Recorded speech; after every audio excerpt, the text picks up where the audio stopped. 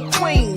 Why you hating on me? Is it cause I'm free and I got Malcolm X in my jeans? I got dreams like King Luther, shed blood like Kusa. You ain't helping my people, I ain't got nothing to say to ya. I want all the smoke like hookah. Talking reparations, America won't be great until they give us compensation. I'm like, I'm the hottest right now. See a bunch of lames out here trying to jock on my style. They be doing too much. I'm the queen, it's too easy. It's like they all in Popeyes, how they be talking so greasy. I just sit back and laugh while these haters get mad. So nefarious how they don't want my pockets with cheddar. I tell them they can do better. These snakes in the grass can leave a bite on your ass, cause y'all be trusting too fast. I got my foot on the gas, other one on they necks. Dropping receipts on haters, you better show some respect. I'm never facing regret, we only facing the threat. This is the sound of Ahmadiyyah. It's a cut on the gas, other one on they necks. Dropping receipts on haters, you better show some respect. I'm never facing regrets, we only facing the threat. Running through every challenge like a relay, break no sweat. It's a cold game, so I got that blanket with me. Now that my people awaken, ain't no going to sleep. I do not play by my piece, this time I'm playing for keeps. You talking slick, but when I see you like them ends, we gon' meet. And I got gold all in my skin, God all in my blood, kings all in my circle. You touch one of mine and you're done. They show no love for the queen, why they hating on me? Is it cause I'm free and I got Malcolm X in my jeans, and I got gold all in my skin, God all in my blood, kings all in my circle. You touch one of mine and you're done. They show no love for the queen, why they hating on me? All right, hello everyone. Thanks for tuning back in once again to the original Queen Ahmadiyyah Shakur show. I'm your host, Queen Ahmadiyyah Shakur, and this is your morning wake-up call. So as you're coming in, please feel free to go ahead and subscribe to the channel if you haven't done so already. Be sure to click that notification bell and click the word all so you're notified each time the Queen Goddess goes live. All right, let's see who is in here. All right, 504, I'm sorry, Terry Hinton. Cecil is here, Laverne. All right, let's get into it. G from the land, Love Christy. All right. Hello, nice M10K, Emperor Rex, Lillian X, Dark 2. All right, let's get into it. We the people, I see you, beloved. Claudette. Okay, Desmond. Everyone hit that like button. Bronze Flat Power God, DJ Big Six. Okay, DJ Big Six, I don't think I saw you yesterday. Okay, anyway, with that all being said, let's get ready to get into these receipts. Nessa G, I see you. All right, so everybody hit the like button. Thank you in advance. And before we get started, we're going to have a brief word from my sponsor at 12 Tribes. Here we go. Do not buy 12 Tribes on Earth hair growth oil and hair magic elixir unless you want super healthy, gorgeous hair that grows. They have a whole line of amazing hair growth products, including hair growth leave-in conditioner spray, hair growth shampoo, hair growth spray, and hair growth butter. I'm starting to sense a theme here. They include quality natural ingredients. They smell amazing, and you can see the results for yourself. So if you're looking for healthy hair growth for your natural or relaxed hair, try 12 Tribes on Earth today.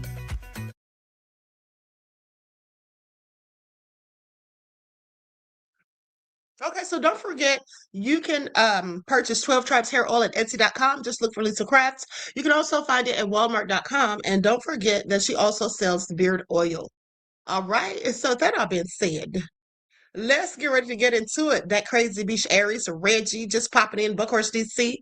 Okay, so listen, beloveds. I'm sorry I was a few minutes late, but I was gathering more receipts because something came across my timeline. Somebody sent me something. Now, I don't know how I missed it, but clearly I did. But did you all know? Let me just tell y'all something. Remember the other day when we were talking about the pilot being rescued, and I told you all, did this even really happen?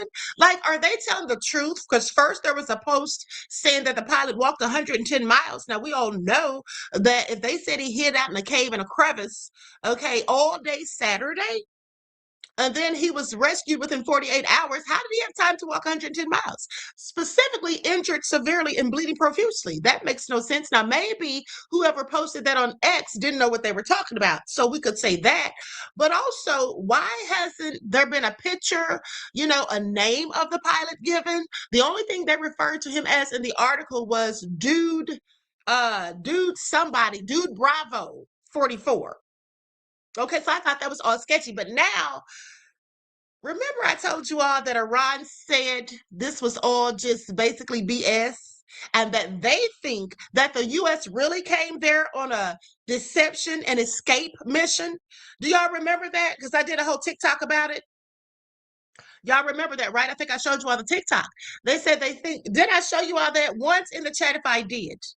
Once in the chat, if I did. Now, they basically said that they thought that it was possibly a deception and escape mission, that they literally came there not to rescue anyone, but instead to try and steal the enriched uranium. Y'all remember that? Okay, so some of y'all are saying I didn't tell y'all that, but I could have sworn I did. But here's the thing. Why has there been some identification found at one of the sites, and it was near one of BB's people's one of their planes that was wrecked or something like that? Okay, I just find this all interesting because it seems like Trump is lying again. Okay, and I'm going to go to the receipts because my friend literally just sent me this right before I got live, and I'm like, what is this even all about? Hold on. Then I had to do some research real quick and try to figure out what the hell's going on. And I literally only had like 10 minutes. Okay, here it is. So I don't know the whole story, but we're about to figure it all out. Okay, we're going to put two and two together and see if we can make it all make sense. Okay, like Lillian said. Okay, Lillian, I love your dimples, by the way, if I never told you that. I absolutely love your dimples, beloved. Okay, so now let's take a look at this. Please pay attention. Now, this is what Ali Hassan Murad posted. Iranian state TV reveals the identification documents from the site of the destroyed U.S. planes near Esfahan. The documents are attributed to the same individual, Amanda M. Ryder, who is possibly a U.S. Air Force major. The circulated images show a B-2 stay permit issued by ISI at border control that expires March the 20th of 2026. Here's her information right here. This is them at the crash site when they found it. Now, what is really going on here? How was her identification left at the site? Was it left there on purpose to paint some sort of narrative? Was it left there accidentally, maybe dropped, and they didn't have time to retrieve it? Who knows? But something very interesting is going on here. What do y'all have to say about it? I don't know what to think about it, but we're going to figure it out. Like I said, okay, please pay attention. Please pay attention. We're going to figure this all out. General Brother, hold on, I don't have my glasses on. General Brother Nasir, it looks like it says, Queen Ahmadiyyah Shakur, strong salute, sister. You are steadfast with this truth. Keep bringing it. Thank you, beloved. I appreciate you and your kind words. Now we got to figure this all out. Okay, so I'm going to go to some videos that TikTokers did who found this information out before I did, because like I said, I literally just got it in my hand. But we're going to go to some of these videos because I need to figure out what's going on here and see if we can make sense of it. Because I'm telling you all, the other day when I told y'all what Iran said about them coming there to steal the enriched uranium, I said, now, if Iran thinks that, they have a very good reason for thinking so. And then they said the whole thing was basically, I forget the word that they used, the exact terminology they used, but basically like they were lying, okay, being deceptive. So let's go to this clip, see what this guy's talking about. Like, so everyone, please like and share.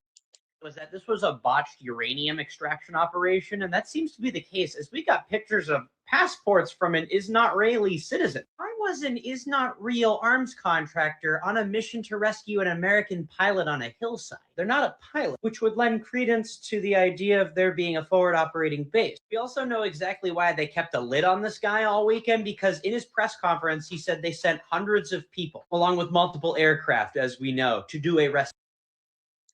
Now, let me just say something real quick and interject. I thought that was interesting too. That just didn't sound right to me. Saying they sent hundreds of people, they had like 60 of this and 30 of that, and all these Black Hawk helicopters and all this stuff. And I'm like, why? To rescue one person? Maybe. And then I thought, well, maybe they thought the Iranians would come out and try to attack them, so they brought extra backup. But then they started talking about how the aircraft got caught in the sand. And they couldn't get it out. It was literally stuck. And so they had to call for backup and all this. And then the backup got stuck. I'm like, this all sounds like either they're bungling idiots or they're lying. But why? Now, when I talked to my uncle, who is retired from the military, okay, that's not what really happens when you go and rescue folk. And then they say that they don't leave anybody behind. Yeah, they do. They literally do. Okay, they do leave people behind. Okay, and worse. And we're going to get into that momentarily. All right? This is all crazy. Operation. That doesn't happen. This doesn't make any sense because there's many stories of American soldiers getting left behind by their government. The government doesn't give a fuck about you. So despite the government's best attempts, and let's be honest, it's not their best attempt because they didn't do a really good job with it. It's very clear that this was a botched uranium extraction operation. And this lines up with what I talked about yesterday with, you know, a soldier can't travel more than 100 miles in 24 hours on foot with a sprained ankle. Didn't I tell y'all that sounded crazy? And also, let me just say, when I looked it up, because one of my subscribers sent me an email where they had looked it up to see how long it would take. And I said, well, let me just double check. So here's the thing. I'm going to tell you right now how long it takes to walk 100 miles. It was really 110, but we're just going to say 100 miles in Iran. It was about 3 or 4 days. That's all I'm saying. That's what I got. Okay, here's what it says. Walking 100 miles in Iran or anywhere with similar mountainous terrain, okay, typically takes 5 to 6 days. Now, it was one source I got said 4 to 6, but nonetheless, it's still at least 6 days. I mean, could be up to 6 days at a moderate, substantial pace. Okay, approximately 15 to 20 miles per day. All right. While elite unsupported journeys across rough terrain like Iran's can be done in roughly 24 hours. Okay, so basically, hold on. While elite unsupported journeys across rough terrain like Iran's can be done in roughly 24 hours, a standard trekking pace allows for rest and environmental changes. Okay, so no, that soldier, if he was bleeding profusely, severely injured, had a whole sprained ankle, you're not walking 110 miles. You're not. Okay, not that quickly. And they said, remember, he hid in a cave in a crevice for all day Saturday. So the lies. That's how I knew they were lying. When you start lying about one thing, you're going to be lying about the rest. Or I'm just not going to be able to believe you, even if you're not. That's not happening. They found another person's driver's license and USAA credit card there, by the way. I saw that earlier too, which I thought was an interesting touch. Your USAA membership will not stop you from the reality that the U.S. military is a paper tiger. Y'all don't find that interesting? Because I sure do. But hold on, let's go to this next clip. This is all crazy. So they went there. That's why they had all those people. They went there to try to steal the enriched uranium.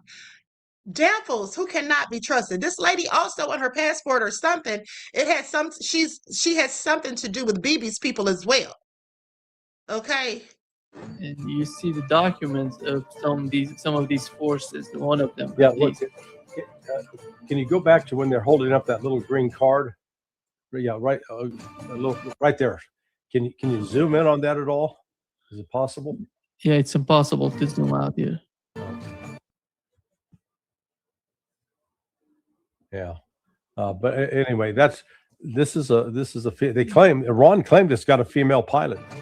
They got her documents. You know That's the card on the left is called a CAC card. It's called Ryder Amanda M. Yeah, Amanda Ryder. Okay. Yeah. Amanda Ryder. Amanda M. Ryder. Yeah. Yeah. That's the name. Yeah.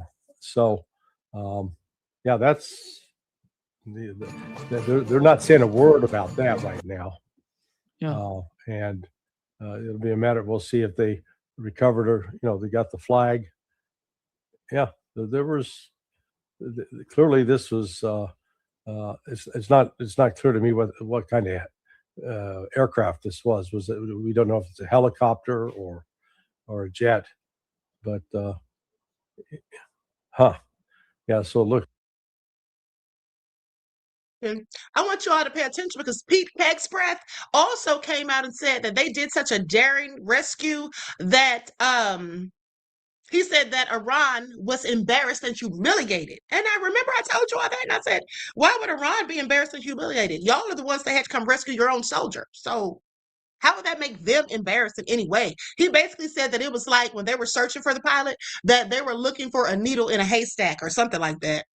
But nonetheless, this all sounds like a whole bunch of lies. And I really was suspicious when they never mentioned this person by name. They never showed us a picture of the person like on a stretcher at a hospital with a thumbs up. I mean, I would just think that would give us something. This is supposed to be a brave soldier who hid in a cave in a crevice all day on Saturday, walked 110 miles to be rescued. Survived out there in the mountainous terrain of Iran, behind enemy lines. Y'all don't want to show us who this person is? Tell us their name and rank and all of that? Well, they did say it was a colonel, but nonetheless, you don't want to show us this person's face and, tell us their name so we can praise them? So we can shout them out and all of that? See, that's, as much as Trump loves to brag and gloat, I knew that was strange. Okay, I knew that didn't make sense. And like Judge Judy says, when something doesn't make sense, it's usually a lie. Okay, but let's continue. It was hauling some cargo, ammunition. Yeah.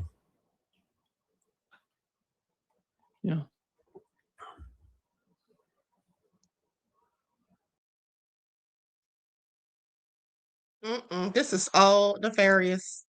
Okay, this is all crazy. Like, what is going on here? We just cannot get to the truth of it with these people in Trump's administration. Okay.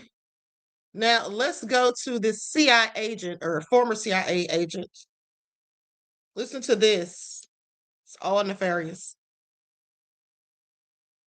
Soul Sister said, you can't show a lie, okay? So let me ask you all this. Hold on. Let me ask you all this, because today's main topic is the USS Liberty. How many of you know the story of the USS Liberty? Once in the chat, if you know the full story about the USS Liberty. Once in the chat. Does anyone know? Because most people don't know about this story. It happened almost like 60 years ago. We're going to get into it. Likes up, everyone, please like and share. And don't Google it and get in here talking about okay? Now, with that all being said, let's continue. Needs to watch this clip. The story we've been given, it's a lie on several fronts. What that F-15 was doing up in that area, what was its mission? I think it was involved in preparation for a ground attack on the Natanz nuclear reactor, and when the plane went down, the number of assets that one of the pilots was picked up immediately, but the other one they couldn't find him. There's now information online, which I've been assured is accurate, that this pilot was he apparently hit the ground 5 miles north and west of the point where he was rescued, and he basically did escape and evasion to get to the top of that mountain to be exfilled. Now here's where it really gets strange. It doesn't, the explanations don't make sense. At that site, there were 2 C-130 aircraft. Those are fixed-wing aircraft with 4 propellers. The Joint Special Operations Command, JSOC, they have a special version of that plane, which is sort of souped up. And then there are also 4 MH-6 Little Birds. Now these are small helicopters. If anybody's ever seen the movie Black Hawk Down, those little helicopters that come in to try to rescue the people that crashed in the Black Hawk, that's a Little Bird, or the Little Birds that run strafing routes.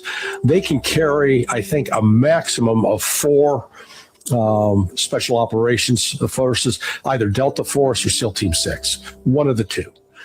But here's the key point. They only have a combat range of about 300 miles. Now, if you fly from Kuwait to this location in Isfahan, that's 250 miles. How the hell do you get back from there? Well, that explains why at least one of those C-130s was on the ground.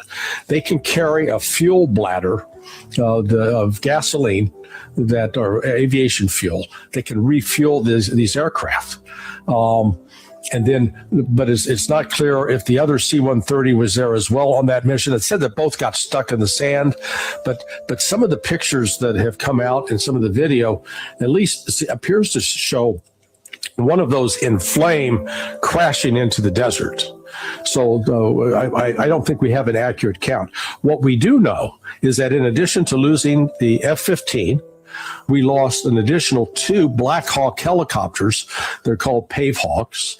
We lost at least, got the 2 C-130s that are gone. Now we've got an additional 4 MH-6 Little Birds, and I think the reason they left them there, they didn't have enough fuel to get them back to safety. An A-10 Warthog went down, fixed-wing aircraft.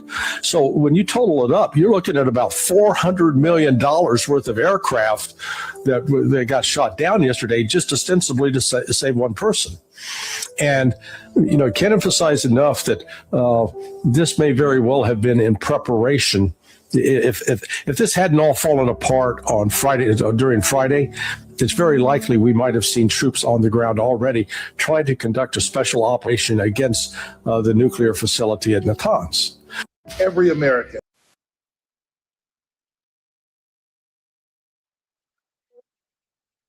Something is absolutely not right. Okay, something is absolutely not right about this whole. Hold on, let's go to this next clip. I'm going to have to really dig deep to figure it all out. Okay? Anywho, let me share my screen. Likes up, everyone, please. Don't forget to like and share. Thank you in advance. Yeah, somebody's definitely lying. And if I had to guess, if I had to venture to guess, I'm going to say it's the White House. Trump. Asked, why is a full bird? Oh, shoot. Hold on, beloveds. I didn't mean to do that.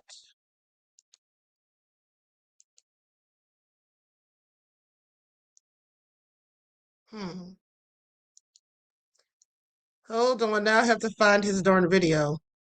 Okay, here it is. Okay, now let me share my screen.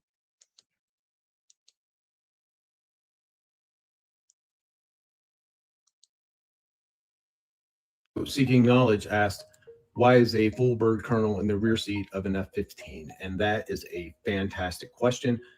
I was actually going to do a video on it today, so I'm going to use your comment as the perfect segue for that. So if you click on his comment, it'll take you to the video I did yesterday about questioning all of this, this whole rescue operation, how it went down. But that is the question. Let me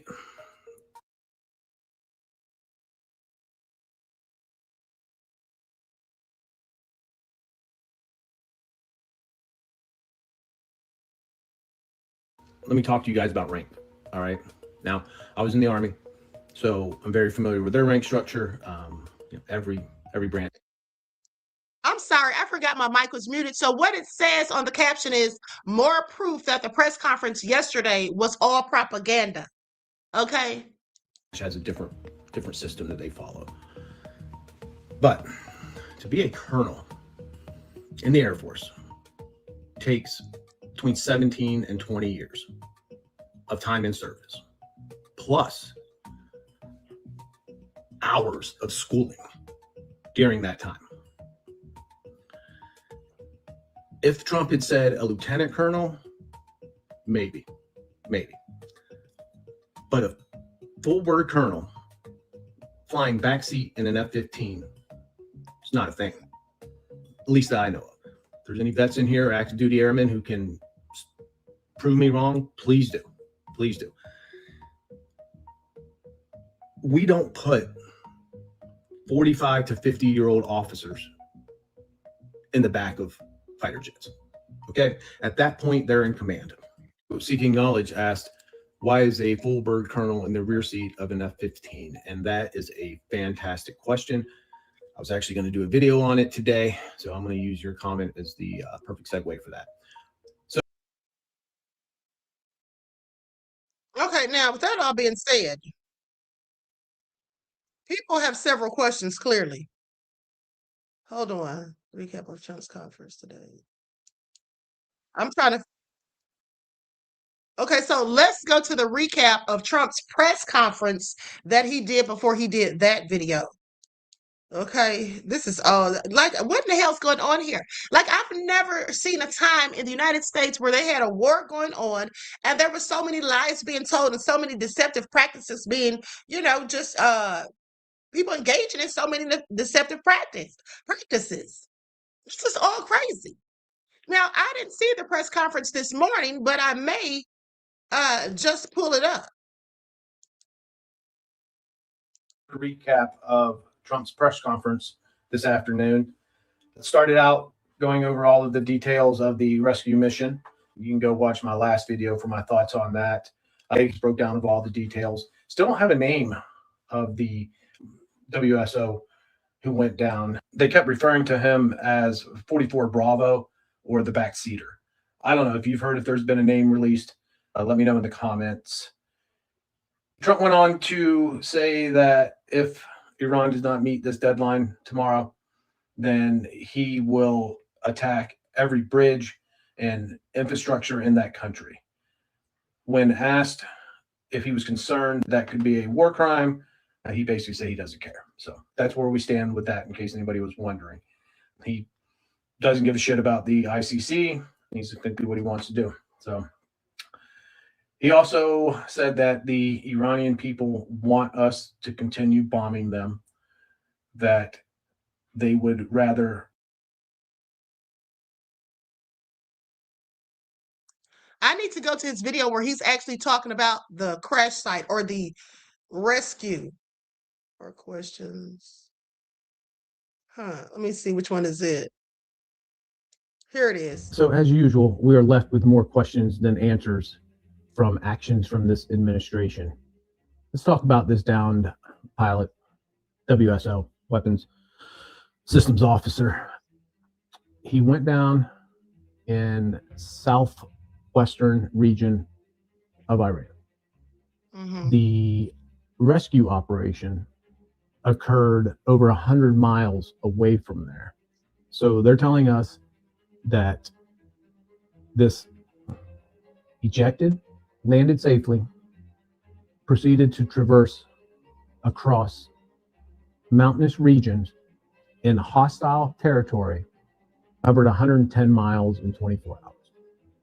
That's 5 miles an hour. Doesn't sound like a whole lot, but in those conditions, it's not happening. Just not happening. So let's get back to the rescue mission.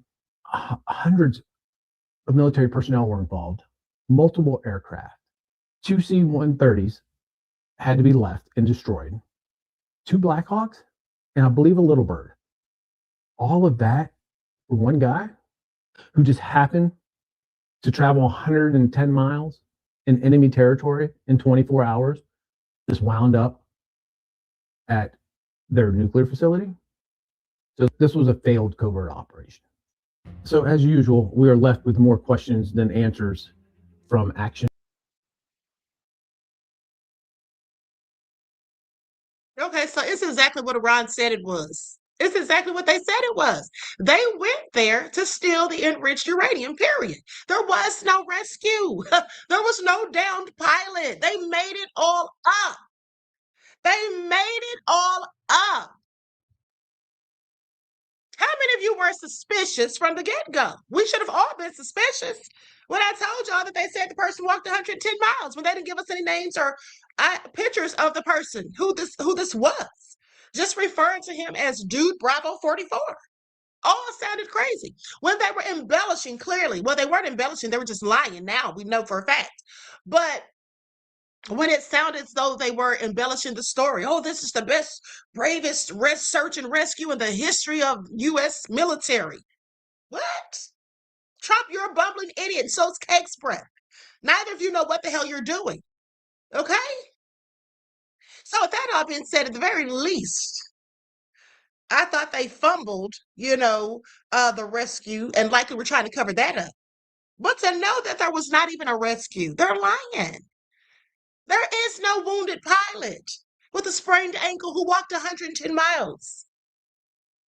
Okay? Make it all make sense.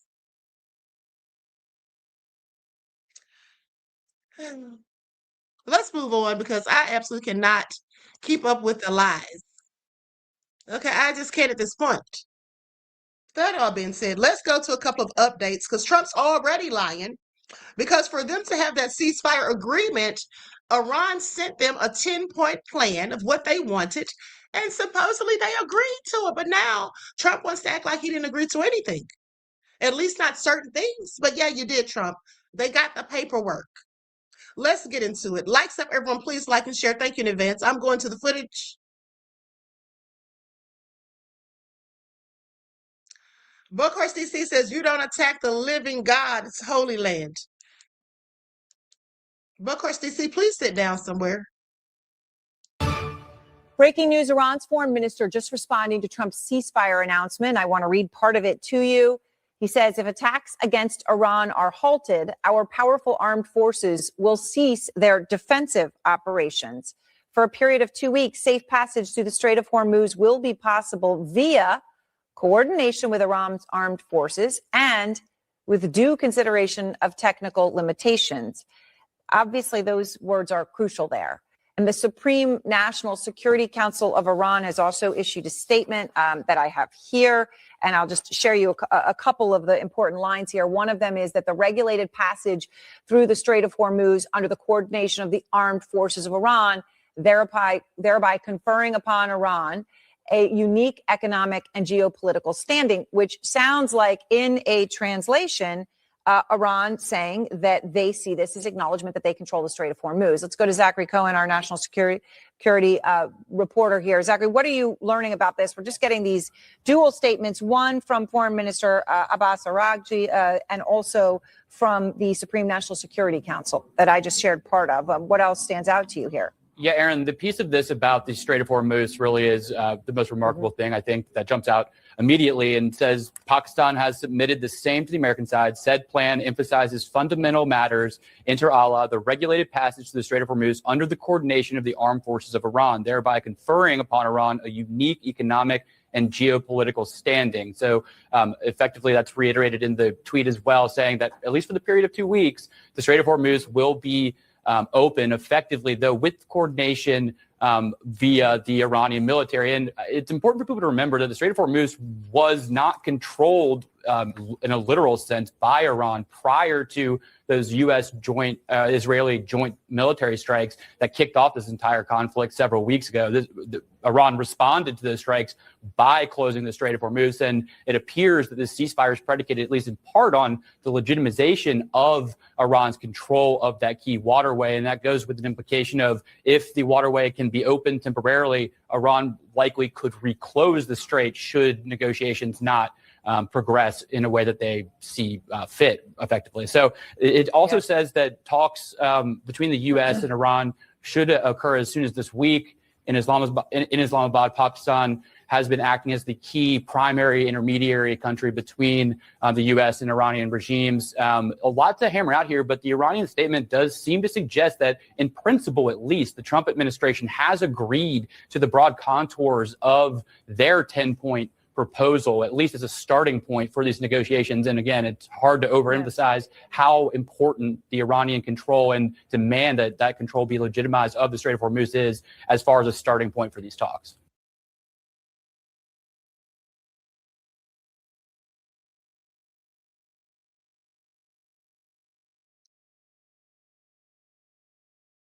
Now, with that all being said, hold on just a second.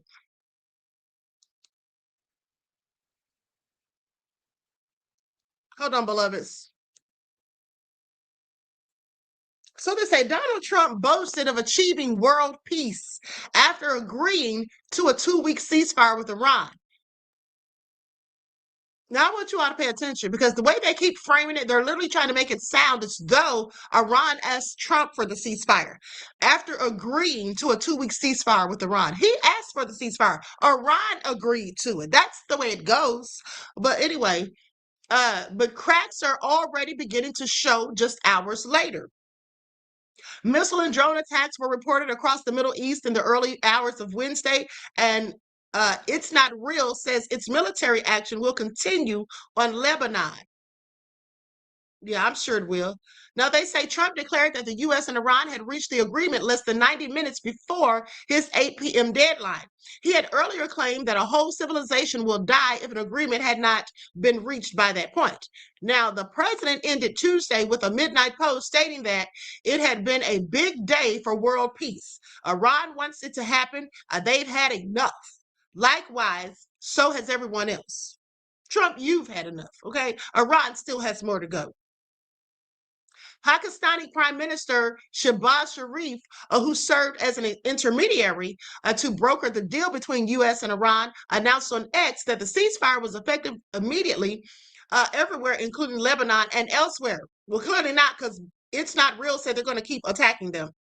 Both parties have displayed remarkable wisdom and understanding and have remained constructively engaged in furthering the cause of peace and stability. Okay, so however, the office of the Prime Minister of It's Not Real, Netanyahu, contradicted that statement, saying the 2-week ceasefire does not include Lebanon. But it was supposed to. That was part of their agreement. I remember that was one of their conditions. You see how It's Not Real, Netanyahu does whatever the hell he wants? Nobody's going to check him either. Pay attention. Now, on X, Netanyahu's office said it backed the ceasefire, subject to Iran immediately opening the straits and stopping all attacks on the U.S. and It's Not Real and countries in the region. Now, the state-controlled Islamic Republic of Iran Broadcasting posted on Wednesday morning, a local time, that despite being told that Lebanon was part of the temporary ceasefire plan, It's Not Real attacked southern Lebanon minutes ago.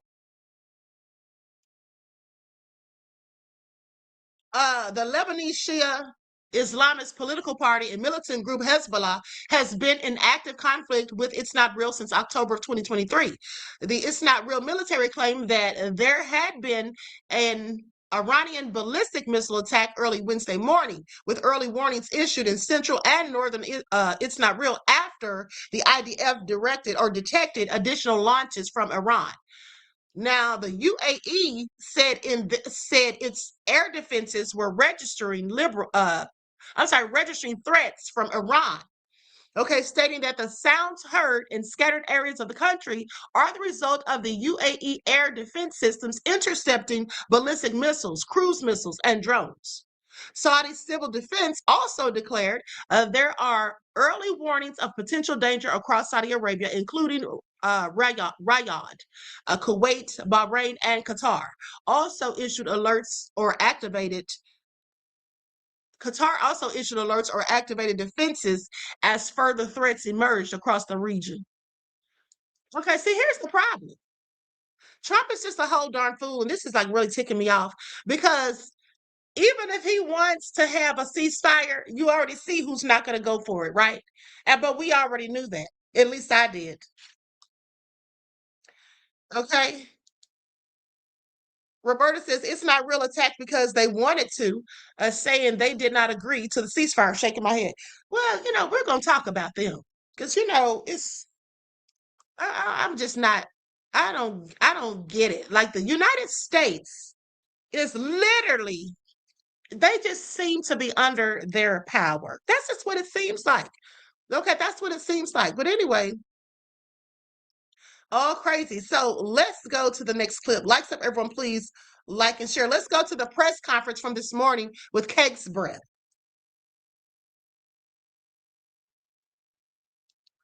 I'm going to share my screen.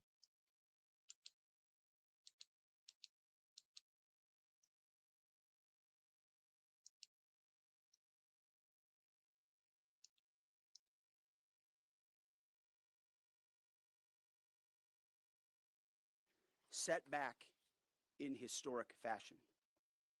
You see, had Iran refused our terms, the next targets would have been their power plants, their bridges, and oil and energy infrastructure. Okay, first of all, we already know that Trump already said this, so why is he repeating it? He's trying to talk tough, okay? First of all, if Iran had not received our, here's the thing, y'all asked them for a ceasefire, okay? Please. But let's continue. Targets they could not defend and could not realistically rebuild. It would have taken them decades, and we were locked and loaded. They couldn't defend against it. I think he's doing, I want you to pay attention. He's repeating everything Trump already said. Trump said, oh, it'll take them 20 years to rebuild it. He's just telling the same lies and spewing the same stupid rhetoric that Trump is spewing. Okay, I'm not going to listen to too much of this. Let me see if he says anything hilarious, because I know he's not going to say anything truthful or beneficial. Okay, but let's listen. President Trump had the power to cripple Iran's entire economy in minutes. But he chose mercy. He spared those targets because Iran accepted the ceasefire under overwhelming pressure. The new Iranian regime understood that a deal was far better than the fate that awaited them. This new regime just happened to look at what happened to their predecessors. Their top leadership was systematically eliminated. Staff down at U.S. Central Command who does not get called out for any of the credit, but grinds 24/7 to help. I'm fast forwarding. Has a different interaction with the U.S. Right here. Mr. Secretary, thank you. Oh, of course. I was going in front right here. Thank you, Mr. Secretary and General Kane. Mary Margaret with the Daily Wire. Two questions. Iran has said that safe passage through the Strait of Hormuz will be possible in coordination with Iran's armed forces and, quote, technical limitations. What do you believe that means? And then we've also heard reports that Iran has continued striking targets well into this morning. At what point are we beyond a grace period? Are we giving them a grace period? Is there a miscommunication there? What's going on with that? What we know is that Iran is going to say a lot of things. A lot of people are going to say a lot of things, claim a lot of things. Yeah, you as well. What's been stated is the strait is open. Our military is watching. I'm sure their military is watching, but commerce will flow. And that's what you saw the markets react to, is that reality. As far as shooting that, we were monitoring it last night in real time. Of course we are. Iran would be wise to find a way to get the carrier pigeon to their troops out in remote locations to know not to shoot any longer. One-way attacks or missiles, because this takes time sometimes for ceasefires to take hold. We're watching it. We're prepared if necessary, but we farm in the wild, raise animals, and harvest crops, make food for yourself. That it'll hold. Yes. Thank you, Secretary. Sorry. Thank you. Excuse me. Why are you so rude? Just wait. I'm calling on people. Thank you, Secretary. Yesterday in the President's Truth Social, he threatened to wipe out a civilization. That statement elicited a huge response in America. If Iran did not come to the table and make a deal yesterday by the deadline, was the president really prepared to wipe out Iran entirely? Like I said, we had a target set, locked and loaded, of infrastructure, bridges, power plants. Remember, this is a terror regime, military regime. Used all of these things for dual use to fund their military, to fund their terror campaigns. We had a lot of legitimate targets. They knew exactly the scope of what we were capable of. We hit some military targets on Karg, which is a bit of a signal. They can't defend it. And so Iran ultimately understood their ability, their future to produce, to generate power, You all see how he's totally not answering the darn question? Okay, yes or no? Explain what was he talking about? We didn't ask you about targets. We're talking about people, a whole civilization. Do y'all see this? This is what gets me from this whole lying. Let me just calm down. But this is what ticks me off about this whole lying administration. They're so full of crap. Fuel their terrorist regime was in our hands, was in President Trump's hands. That's why they came to the table. He ultimately said, we can take it all from you. Your ability to export energy will be taken away. And the United States military has the ability to strike those things with impunity. That type of threat is what brought them to the place where they effectively say, hey, okay, we want to cut this deal. Yes, right here. Good morning, Mr. Secretary, Mr. Chairman. David Zier, Real America's Voice. During the ceasefire, what do we do when we see Iran rearming, regrouping, repositioning weapon systems and air defenses? And also, have we confirmed the specific model type of air defense or man pads that took down our F-15? And is it still a threat for our patrols? We're still working through the specific details around that particular shoot down. And the crews, when they normally return, go through a debriefing process along with the other members of that flight that were out there. And they'll go back, as they always do, and forensically look at what are the tactical lessons learned. Did we sense or see something? Could we have done something different? We do that, as I mentioned in a prior press conference, every single time we take any loss like that, so that we become a quick learning organization. On the other part of your question around the movement of Iranian military forces, U.S. CENTCOM will continue to monitor that situation. They will continue to have a series of response options, and if need be, will come to the. I try to be nice up here, but you did listen to what I said, right? I laid out the objectives. We believe we've accomplished them, and it's a historic military victory. And President Trump has the option as the commander-in-chief to compel an adversary to the table, which is precisely what he did. And at the end, he chose to say, you know what, I'd rather talk to you at the table than obliterate your capability to export oil and fund your terror regime. So he did make that choice. That was his choice. He was a president of peace, and he's been willing to make those really tough calls that the American people elect. A president of peace who started a war, who lied and sat at the table as though he was negotiating and was behind the backs, passing out weapons to the people so they could start a whole chaotic situation where he could come and pretend to save the day. Y'all hear this? The president of peace? It's ridiculous. Okay, let me just listen to one more minute and we're going to move on. Him to do nothing we've done, not a single thing we've done. This is a typical, of course, it's ABC. Not a single thing we've done has put an American troop in more of a harm's way. We've only set our troops up to harm Iranian military capabilities, which they've done to devastating fashion and to great success. Mr. Chairman, you had a There's a lot in that question. I'd love to take that offline and answer it, but I'm struggling to find exactly what your question was, and that's probably me, not you. No. Okay, all right. Sorry about that. Mr. Chairman, it was an indictment framed as a question, so you're forgiven for not understanding. Go ahead, please. No, you've had your chance. Go ahead, sir. Thank you very much. Hold on, I want to know what this question was. Let me go back. Achieve the military goals that you've constantly delineated, but strategically, is that a victory because of that? And also, you said earlier that the president chose mercy, but you yourself had said 3 weeks ago that we will give no quarter to Iranian troops. How do you? Sure did say that. That's why he got mad. I wanted to hear the question. That's why he got mad, because he called him out on his bullshit. Okay, he did say, we'll give them no quarter. That means no mercy, and if you capture them, you'll kill them. That's what that means. If you capture them, you will kill them. You will give them no quarter. You will give them no mercy. And now he says that Trump gave him mercy. You're just lying and you're getting caught in your lies. And that's why he got angry, because that reporter remembered that and asked him about it. Now it all makes sense. I knew it had to be something about something that he previously said. That's why I wanted to hear it. Okay, now watch his attitude. How do you correlate those two? And do you think that your comments may have put American troops at risk? No. I try to be nice up here, but you did listen to what I said, right? I laid out. Now he wants to try and scold him. Okay, that's enough.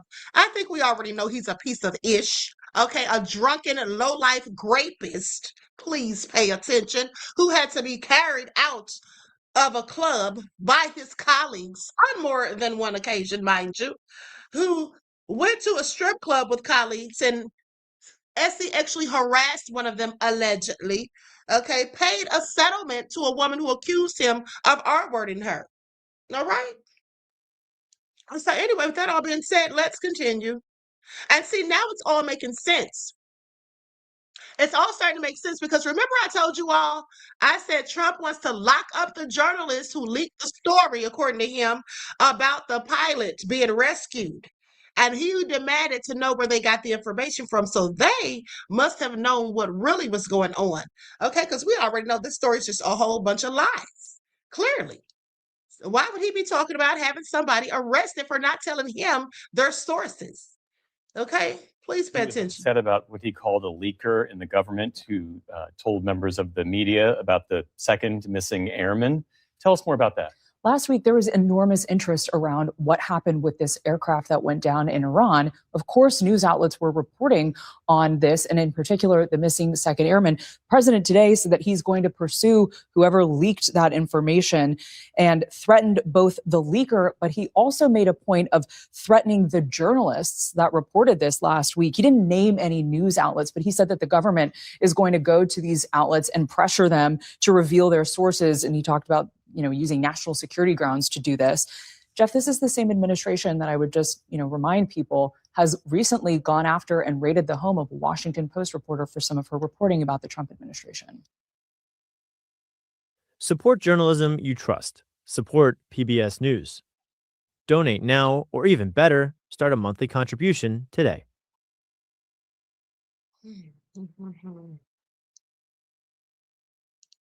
I find this all very interesting. Okay, so now let's go to this next clip where they say Trump is going to have to ignore it's not real to save the U.S. economy. I don't know how he's going to do that. I don't know how he's going to do that.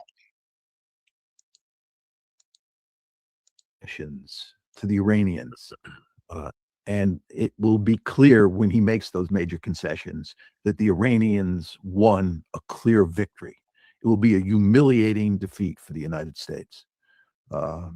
If he wants to end this, given what you and I have been saying about what happens is you go up the escalation ladder and the fact that there is no easy exit strategy here, he really has no choice in the final analysis but to cave in to most of Iran's demands and accept a humiliating defeat.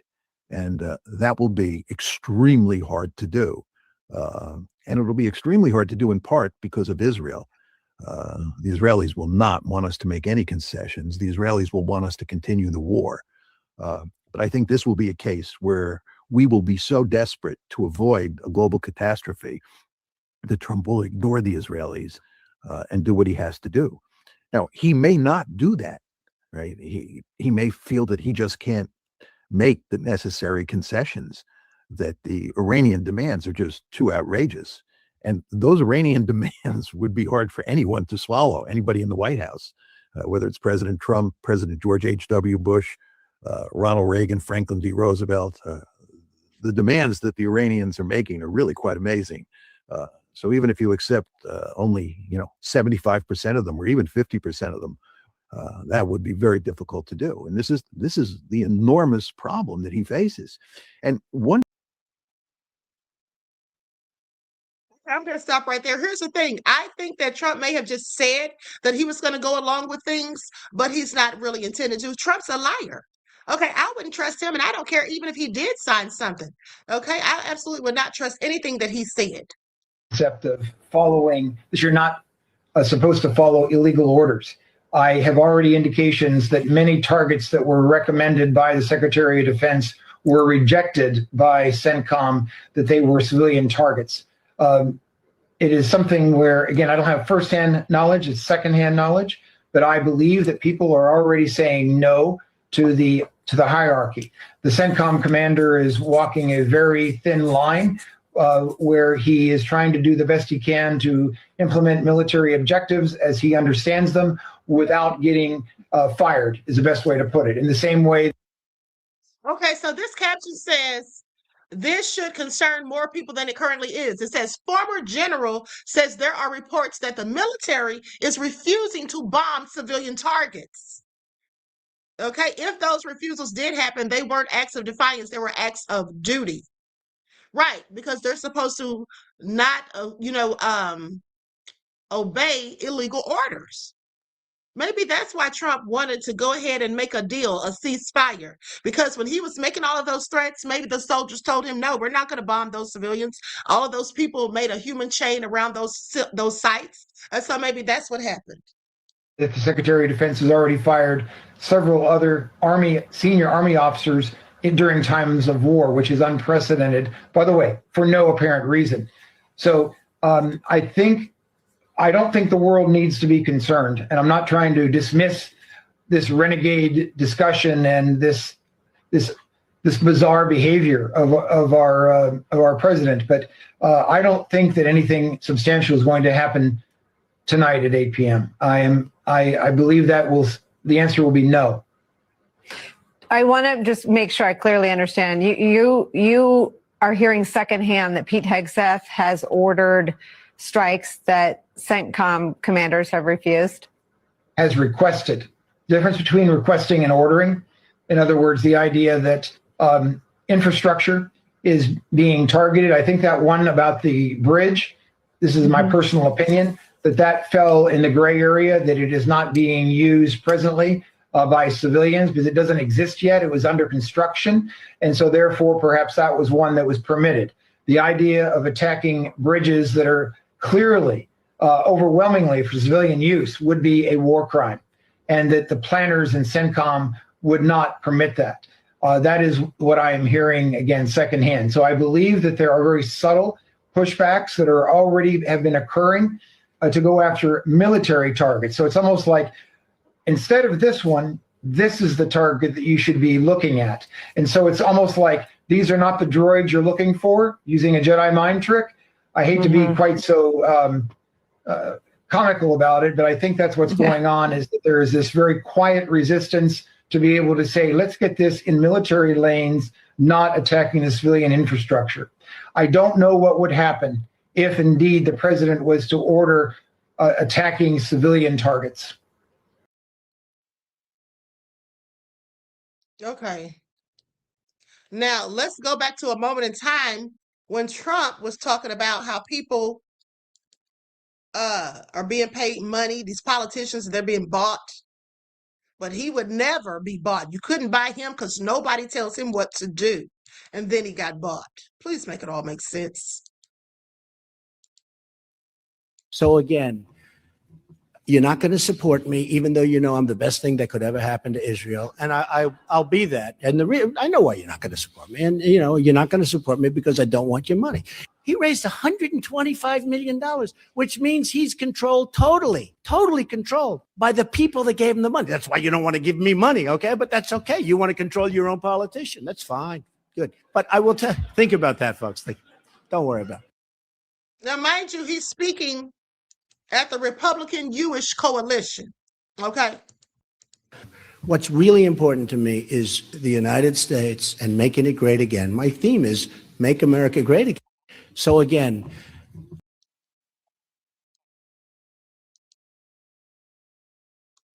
let's go to the next clip where he clearly has been paid off.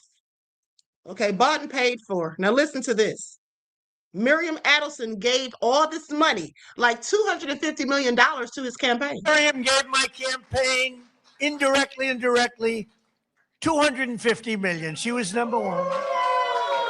When somebody can give you $250 million, I think that we should give her the opportunity to say hello. And Miriam, make it quick, because $250 million is not what it used to be. Okay? I met Alan Dershowitz, and he said the legal thing about 4 more years. And I said, Alan, I agree with you.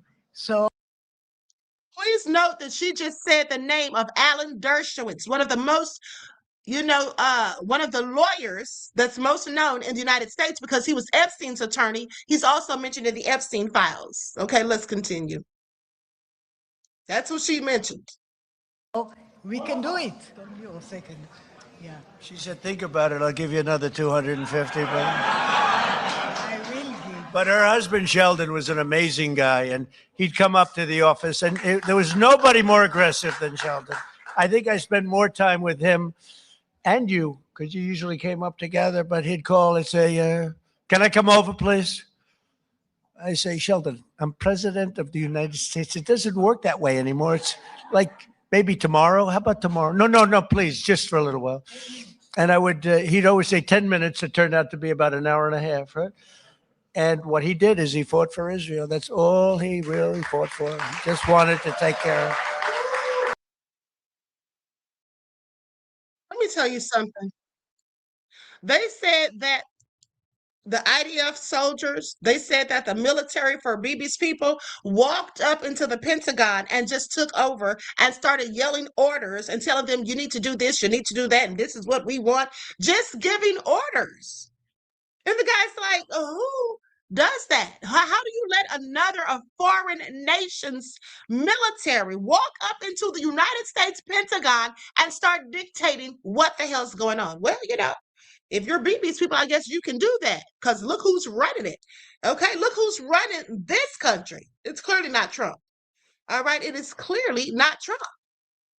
Now, with that all being said, somebody seems to think that the reason Trump is doing whatever he's told is because he doesn't want to get deleted. Okay, said Trump doesn't want to get deleted. Said these people will delete him. Okay, just like Charlie Kirk. I'm not saying they deleted Charlie Kirk, but that's what some people seem to think. I'm going to put an overlay on this.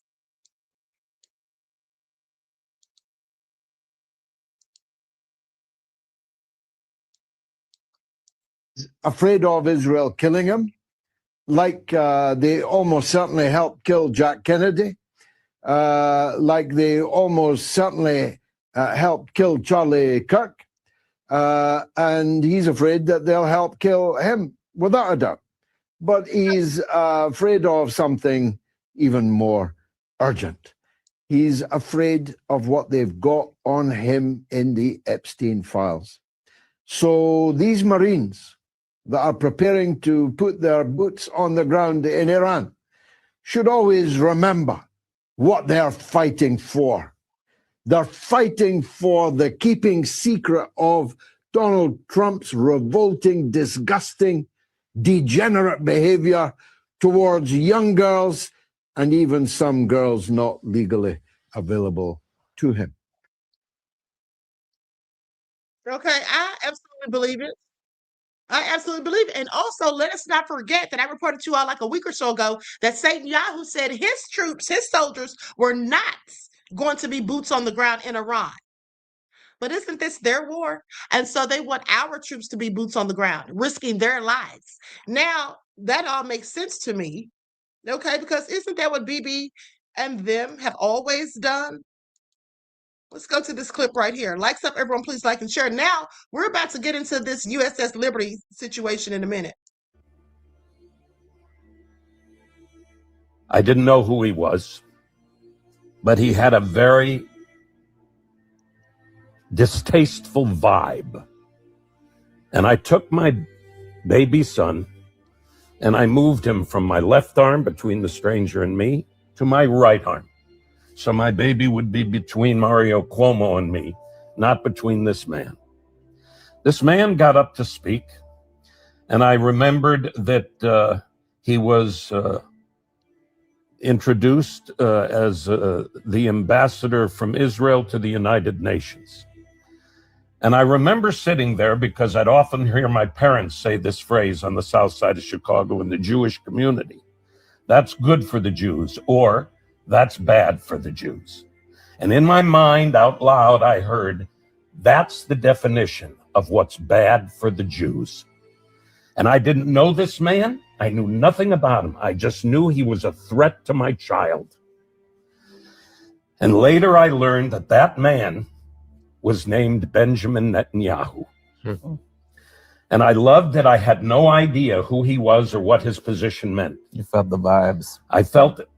Then, I don't remember exactly when, I think at what age, it was a while ago, 10, 15 years ago. I was in Philadelphia getting ready to do a concert with Patty, my dear friend Patty LaPone. And then I go up to the hotel room. Catherine was in the hotel room. And the movie, The Princess Bride, was on. She was watching it. And just as I walked in the room, is that final scene in the movie where Inigo is sitting by the window with the man in black. And the man in black asks Inigo, would he like to be the next Dread Pirate Robertson? And the Inigo Montoya actor, who was me, I remember, at 36 years old, I think, it was 1986, do the math, I was born in 52, 34. said these words, which I did not really know what they meant, that William Goldman wrote, which I think are the singular greatest words I've ever read. And those words are, were, and always will be. You know, I have been in the revenge business so long. Now that it's over, I do not know what to do with the rest of my life. And I ask Jews all over the world to consider what this man, Benjamin Netanyahu, and his right-wing government is doing to the Jewish people all over the world. They are endangering not only the state of Israel, which I care deeply about and want to exist, but they are endangering the Jewish population all over the world. He is the most dangerous thing, not just since October 7th. It has been a deeply troubled situation. And to watch what is happening for the Jewish people, to allow this to happen to children and civilians of all ages in Gaza, for whatever reason, is unconscionable and unthinkable. And I ask you Jews everywhere, all over the world, to spend some time alone and think, is this acceptable and sustainable? How could it be done to you and your ancestors, and you turn around and you do it to someone else? Shout out to Mandy. Okay, shout out to Mandy Patinkin. Now, that man is an actor. Okay, he's an actor. I think that he played in Yentl with Barbara Streisand. He's a good actor too. You know, shout out to him because those are his people and he's calling them out. Okay, people like Satan Yahoo. You have to call people like that out. Okay, and I also feel like people like Mandy should not be demonized when we're talking about people like Satan Yahoo. That's why I always specify Satan Yahoo. You know, the IDF soldiers, their government. Okay, and that's the same thing Iran does. There's Jewish people living in Iran. I showed you yesterday how their synagogue was blown up, destroyed by Satan Yahoo and them. Just all so nefarious. Or Trump. Maybe Trump gave the order, who knows? But nonetheless, Satan Yahoo, he felt that man's nefarious energy.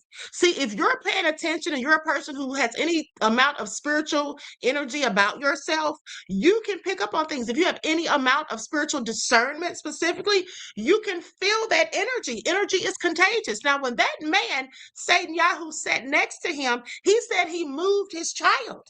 He knew that that man's energy was not good for his child. And that's very good discernment, because what is Satan Yahoo? Okay, he's a murderer. Okay, even of children. All right, so with that all being said, that was wise of him to do. Now let's go to this next clip, and then after this, we're going to get into the USS Liberty. Likes up, everyone, please like and share. Thank you in advance. Now this is Sync from Young Turks.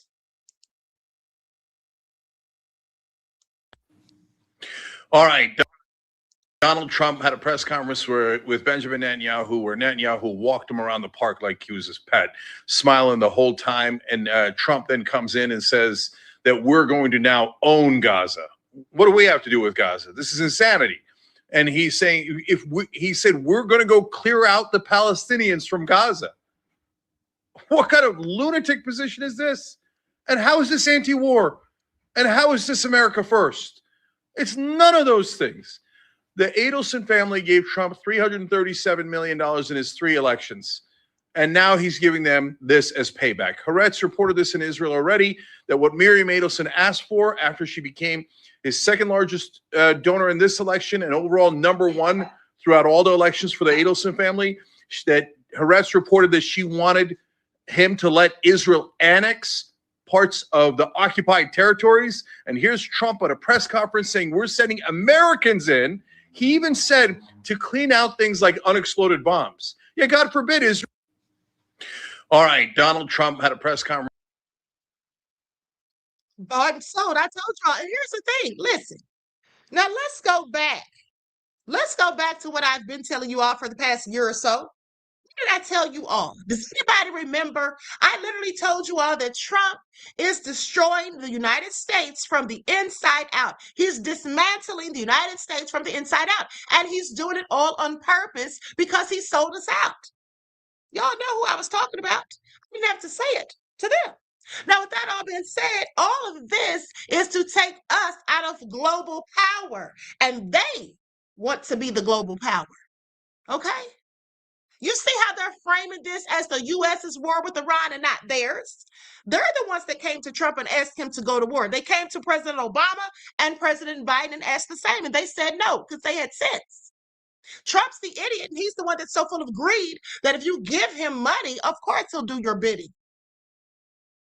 Of course he'll do your bidding, but also they've got the goods on him.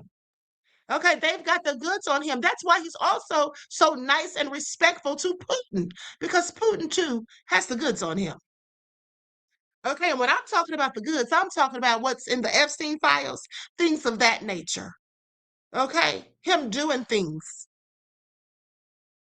All right? I want you all to pay attention. But also, let me just tell you all this.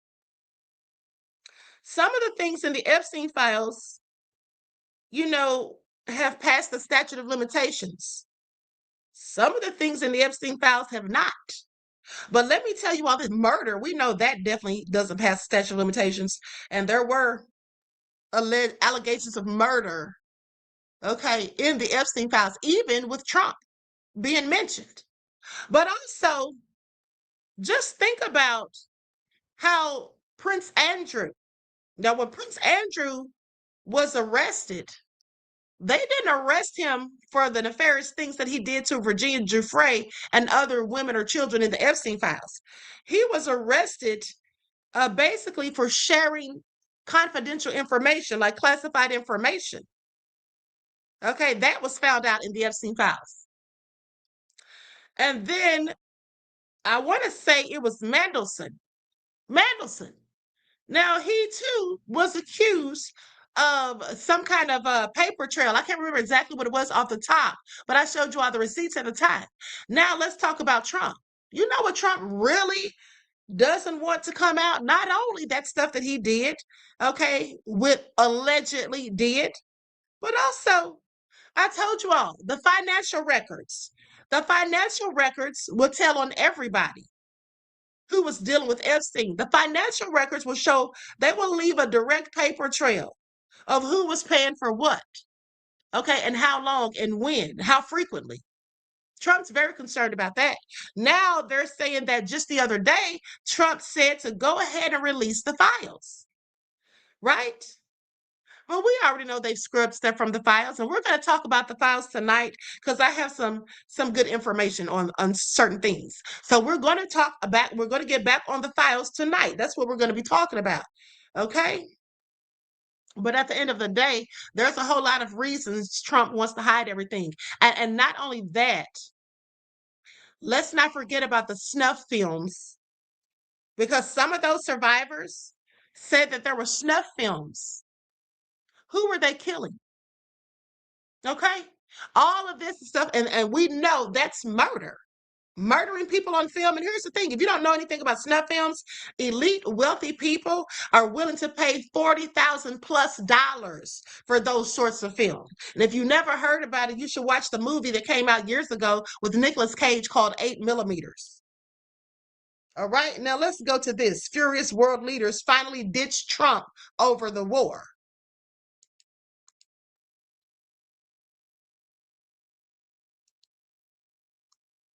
America, the so-called leader of the free world, just got locked out of Europe's airspace. France said no, Italy said no, Spain said no, Switzerland said no.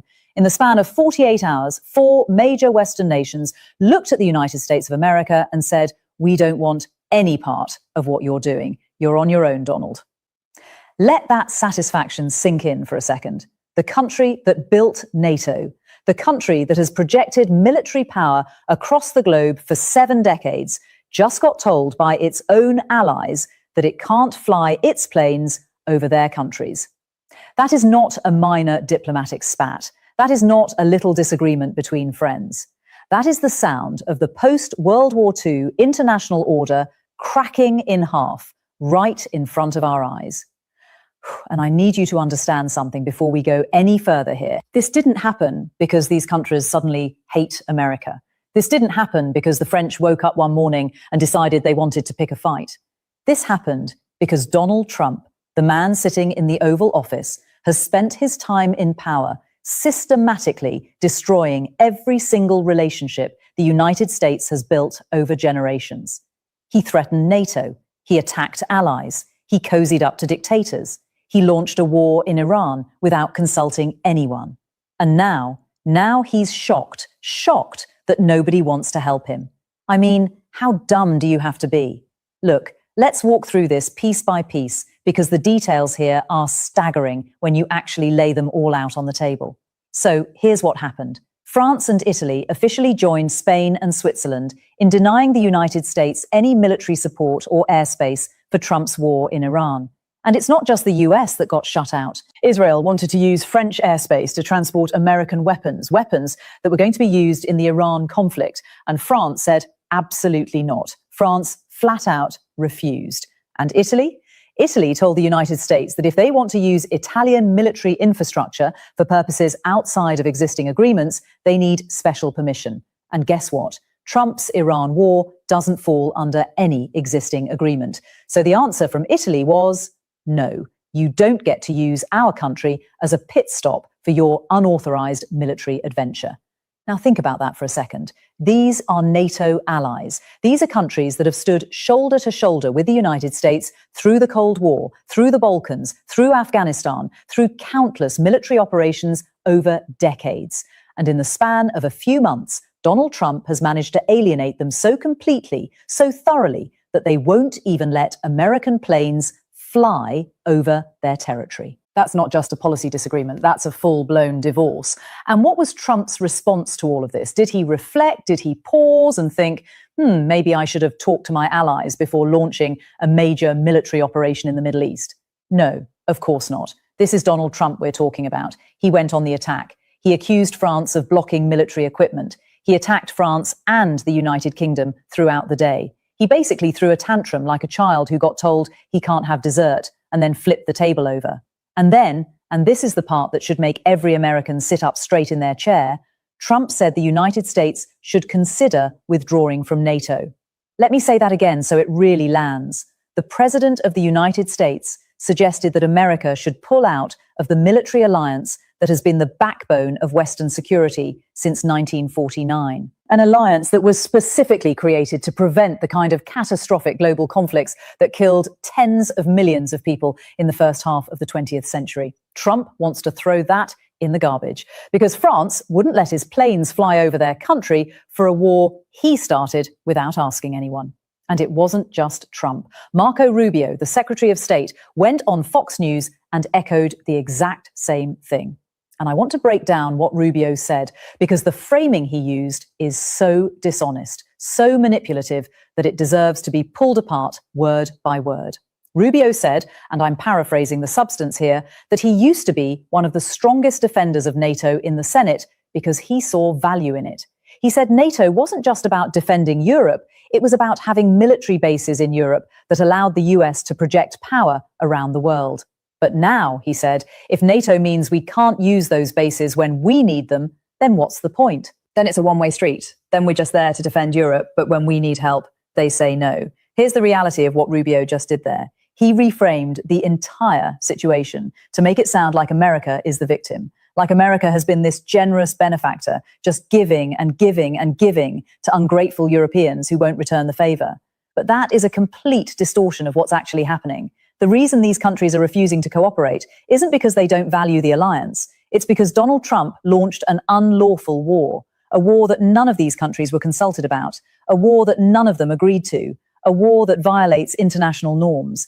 And then he showed up at their door demanding they participate.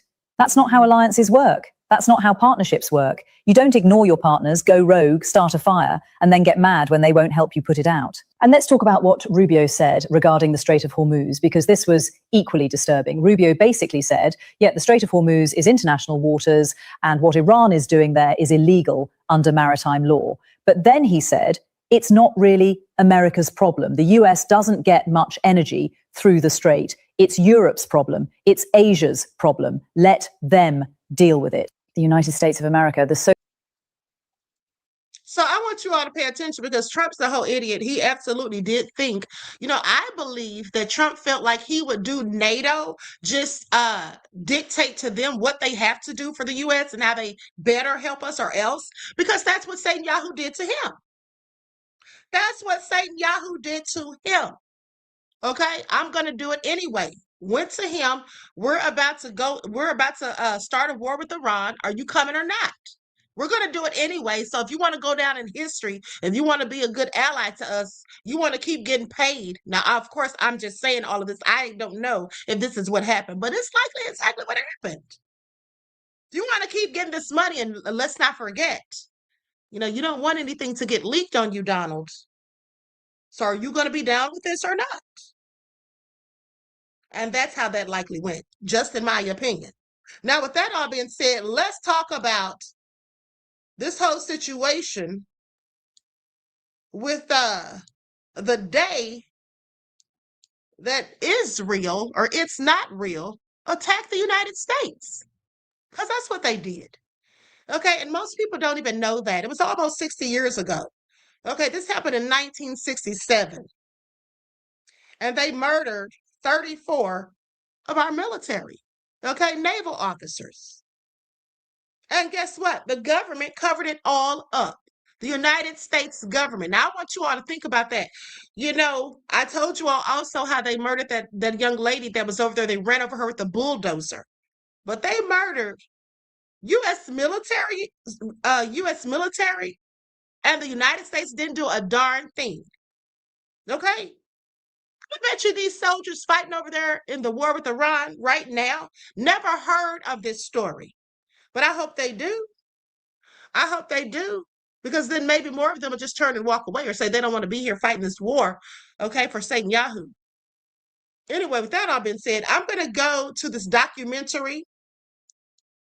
I'm going to show a few clips, and then I'm going to go to some more clips. Actually, I think... yeah, I'll go to the documentary first. This is a documentary that was done years ago by Al Jazeera, like 11 years ago. Now, are these people really our allies? I don't think so. I don't think so at all, period. With the war reaching its climax, Israeli jets and motor torpedo boats launch an unprovoked attack on the ship. They drop napalm and strafe its decks with rockets, cannon fire, and armor-piercing rounds before trying to sink it with torpedoes.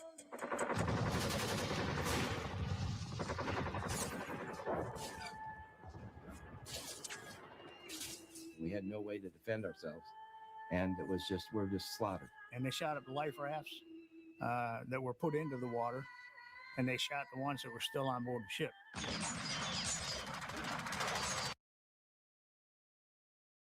Hold on, beloveds.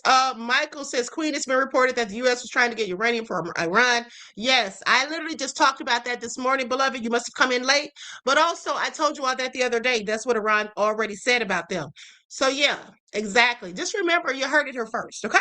You might not have heard it here first, but everybody else did. I said that days ago when Iran first said it, and today I went into details about it. So, yeah, that's exactly what they did. And no one should be surprised because we know we have a lying arts regime led by somebody named Trump. bullet holes, shell holes everywhere, blood.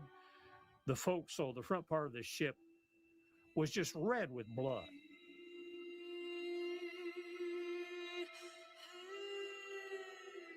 Throughout the attack, the ship flies the Stars and Stripes, the flag of Israel's closest ally, the United States of America. Its name, the USS Liberty, is freshly painted on its stern, and the bow carries the distinctive numbers of an American naval vessel. Out of a crew of just under 300, there were 34 killed and 172 injured in varying degrees to life-threatening, life-debilitating injuries. So that was more than 2/3 of the crew. The Wonder Oven Pro. It's built to toast, air fry,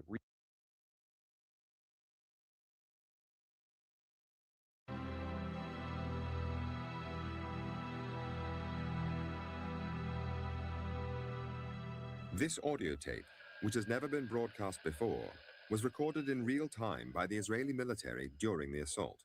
The woman's voice in the background is counting down the seconds. It proves that Israeli commanders knew all along that they were attacking an American ship.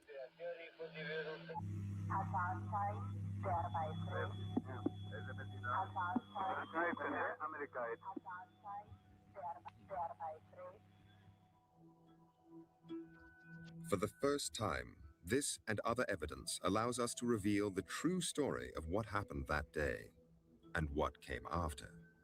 When a deadly assault by one ally on another was covered up, and an American president was manipulated by the secret agents of a foreign power, events that have shaped US-Israeli relations ever since.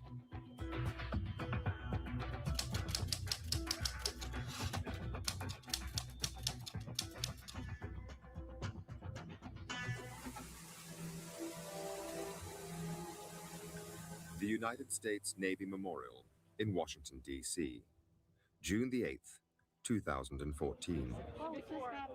Every year, on the anniversary of the attack on the USS Liberty, survivors, relatives, and supporters gather together. It's a remembrance of those who were killed that day, the 34.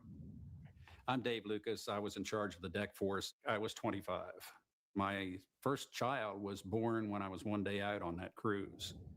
So as long as they're survivors and maybe children of survivors, I think this will probably be an annual event. And salute. Forward. The names of the 34 killed are read out. Oh. Jack Raper. Punctuated by the tolling of a Navy bell. David Marlborough. And the playing of taps, the traditional military funeral lament.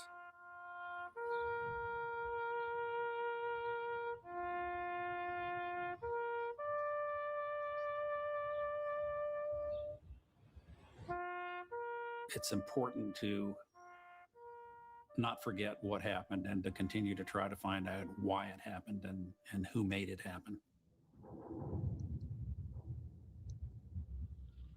In the summer of 1967, America was in turmoil. An incendiary mixture of racial discrimination and extreme poverty exploded into a summer of rioting in cities across the country. But one issue dominated.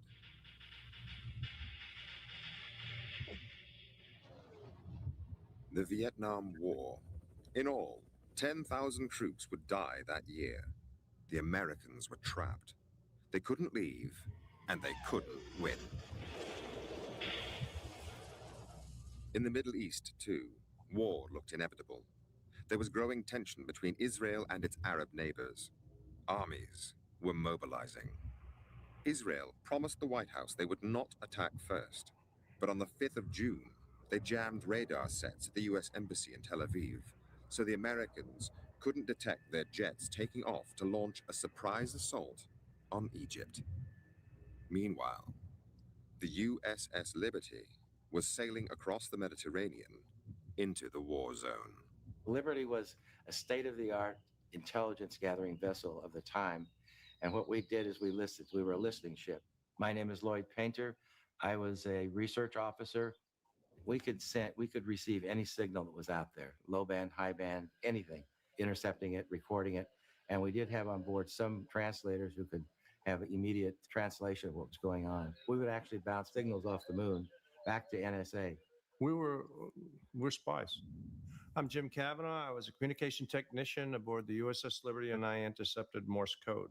We're spies. I mean, we're intercepting messages from embassies, military bases, police, anything and everything that we could get to ensure that the United States was comfortable with what was going on in the world and no one's conspiring against us. And basically, it was to protect our interests.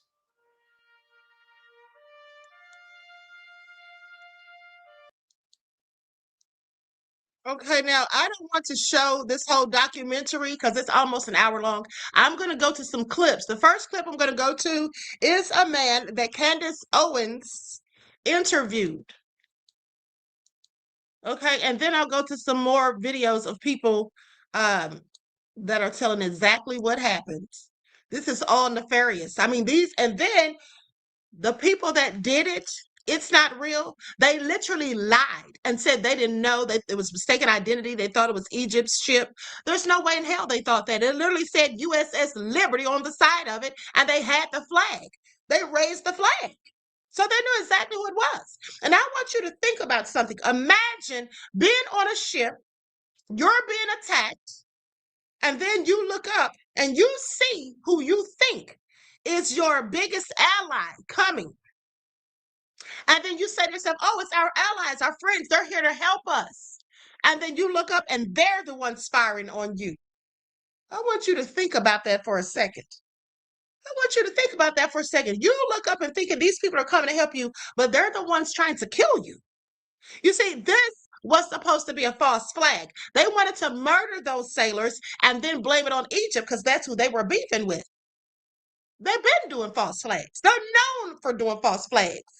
Surprised they haven't done another one on us yet. And yes, I said another one because who did 9/11? Was it Al-Qaeda? Osama bin Laden? Because I find it interesting that so many of these people in the Middle East are considered as terrorists, and then they're supposed to be accused of committing terroristic attacks. But there's somebody else over in the Middle East who's starting all the chaos in the Middle East. They're always in the midst of the chaos that goes on in the Middle East. Is it because they want to control the Middle East? And is it because they want the U.S. to do their bidding? And is that why there are attacks on the U.S. to make sure that the U.S. gets involved in the beef? I just have questions I'm asking. But anyway, let me put an overlay on this so we can hear a portion of this interview. This is just a clip. Happened on June 8th. The attack began. What's the first thing you remember? All hands get to your general quarter stations. We're under attack. We're under attack. And I got to my GQ station, which is in the front part of the ship. And those two men that I just left there, not a minute it took me to get back up there. They were dead. They're blown to bits. Anything that moved aboard that ship, they were shot at. They took out all of our antennas within 3 seconds. Our 450 caliber machine guns were gone. Every watertight door was hit, and this went on for 25 minutes, dropping napalm on us. 25 minutes of that, you can't imagine. Every second was like an hour. Dropped napalm on them. Now, there was one, I don't remember if it's him, but there was one survivor that I saw in a video that said that he took a cup or some kind of container and he scooped up this stuff that looked like Vaseline. And he put it in the jar and closed it, for evidence, to preserve it. And he said he was sure that it was napalm. They didn't even take into account his testimony, the evidence, or any of that, because they didn't give a damn. Okay, they did not care. They didn't want to embarrass It's Not Real by exposing them. That's what the president said. There was nowhere to hide, nowhere to run. And you got people severely blown up, wounded badly. And then there was a lull. We saw the torpedo boats coming. We thought, the Star of David, oh, good. Because these were unmarked jet aircraft. We didn't know who was attacking us. We thought it was the Arabs. And then we saw the torpedo boats and the Star of David. Oh, man, here's our best friends who are going to come help us. No, they come to sink us. You know, they fired 5 torpedoes at us. LBJ gets on the phone, and his exact words were, I don't give a GD if all those sailors die. I'm not going to embarrass my ally Israel, like I said in the letter. Now, how did he know that if we didn't know it? Who was attacking us? So they then have the president of the United States. So this guy's trying to do the right thing, Captain Tully. He's like, we're going to help them. He gets called back by the Secretary of Defense. He's thinking, I'm going to go over his head because this is crazy. And now the president of the United States is saying, I don't care. I don't give a GD if they die. I am not going to embarrass our friend and ally Israel. So he knew. We were set up by our own government to die. That is so sad. That really is infuriating. Okay, set up by their own government, covered up. This government doesn't care anything about soldiers. And when they sit there and talk about no man left behind, please. They leave men behind all the time. They tried to act as though, you know, when Trump and Kegsworth were talking about that fake rescue, they were trying to make it sound like that movie Saving Private Ryan or something. That's what it was given. Okay, I knew it was all lies and BS. At the very least, I figured they were embellishing, but I knew they were not telling the whole entire truth. Let's go to this next survivor.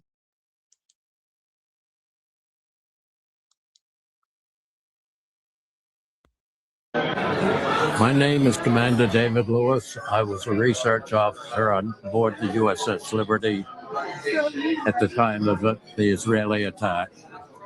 As research officer, I had several other supply types, radioman and electronics technician. My total complement was 195 out of the crew of 295. The other 100 people on board the ship were the ship drivers who did a superb job. Unfortunately, there were so few of them, I volunteered my officers to stand deck watch with them. We learned how to control the ship as well. During the attack, I was blessed with a temporary bulkhead that wrapped itself around me and covered me with a 30-year supply of burnt Navy paint. But other than losing a couple eardrums, I was blessed. Virtually everybody within 20, 25 feet of me was killed instantly. After I was brought up on deck, the next day, the helicopters came to carry us to America. I was wrapped from head to toe, put in a basket, and hauled into the helicopter. And being totally covered, the foreman that was taking care of me didn't know which end was up, and he sat on my face the entire trip. All I could think of was what an ignominious way to die after having survived the torpedo. I was blue when they took me out, but I made it work. After they lanced my eyelids open so I could see, I was ordered to report to Rear Admiral Geist, who was the carrier division commander for the Saratoga and the American. He apparently had pangs of conscience for having had to do what he was ordered to do. And he told me he wanted somebody to know what had really happened, but that he swore me to secrecy for the duration of his life. What he told me was that he launched aircraft to come to our defense, and Robert McNamara recalled it. We were in a nuclear weapons drill at the time, and he thought some idiot in Washington suspected that he had launched nuclear weapons to come to the assistance of the Americans. So he reconfigured a flight of aircraft that were incapable of carrying nuclear weapons, and he relaunched it, and again notified via Credicom the White House and McNamara. And McNamara again ordered the aircraft recalled.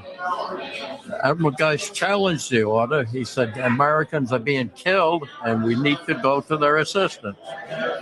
At that point, Lyndon Johnson came on the line. He said, I don't give a damn if the ship sinks and all the Americans are killed. I will not embarrass my allies. Well, that was 3 hours before he's notified who the allies were. Okay. Now, notice how he said exactly the same thing the other guy said, so you know they're not lying. Now, Reggie, you asked about an NDA. Well, they were forced to be quiet. They came out decades later. This thing was kept quiet for decades. They came out in maybe around 2015, somewhere around there. I think one of them came out around that time, another one around 2017. But they were told that if they said anything about it, if they talked about it to anyone, they would be court-martialed, okay, and sent to prison. So they didn't make them sign an NDA, but they darn sure told them they better not say a thing about it. Absolutely egregious. And this is how much the government gives a darn about people, even those that fight for this country. We know they don't. Look at the homeless veterans living on the streets. America's best ally is Israel. What would you say if I told you 57 years ago, Israel made war on the United States? USS Liberty, spy ship, sent to the Eastern Mediterranean in 1967, attacked by Israel with the intention of sinking the ship, killing every man aboard it, and blaming it on the Egyptians and getting us involved with the Middle East war. Our Congress has never done anything about it, never had an investigation into it, which is required by the U.S. Constitution. He said our Congress never did anything about it and has never done an investigation, which is required by the Constitution. Doesn't that sound familiar? That's what's going on right now. It's Not Real has gotten us involved in another war in the Middle East that should never have happened. And Congress is not doing anything about it, as per usual. It seems like when we get politicians elected, they do what they want to instead of paying attention to the Constitution. I would urge you to look up the USS Liberty on the internet and take a look. Because our Congress did nothing 57 years ago. Israel realized they could do whatever they wanted to and get away with it. And as a result, they seem to be intent on committing genocide against the Palestinian people. 40,000 dead, mostly women and children, and the United States is supplying bombs to kill them. Not a very pretty picture of America's history, but it's something you need to know.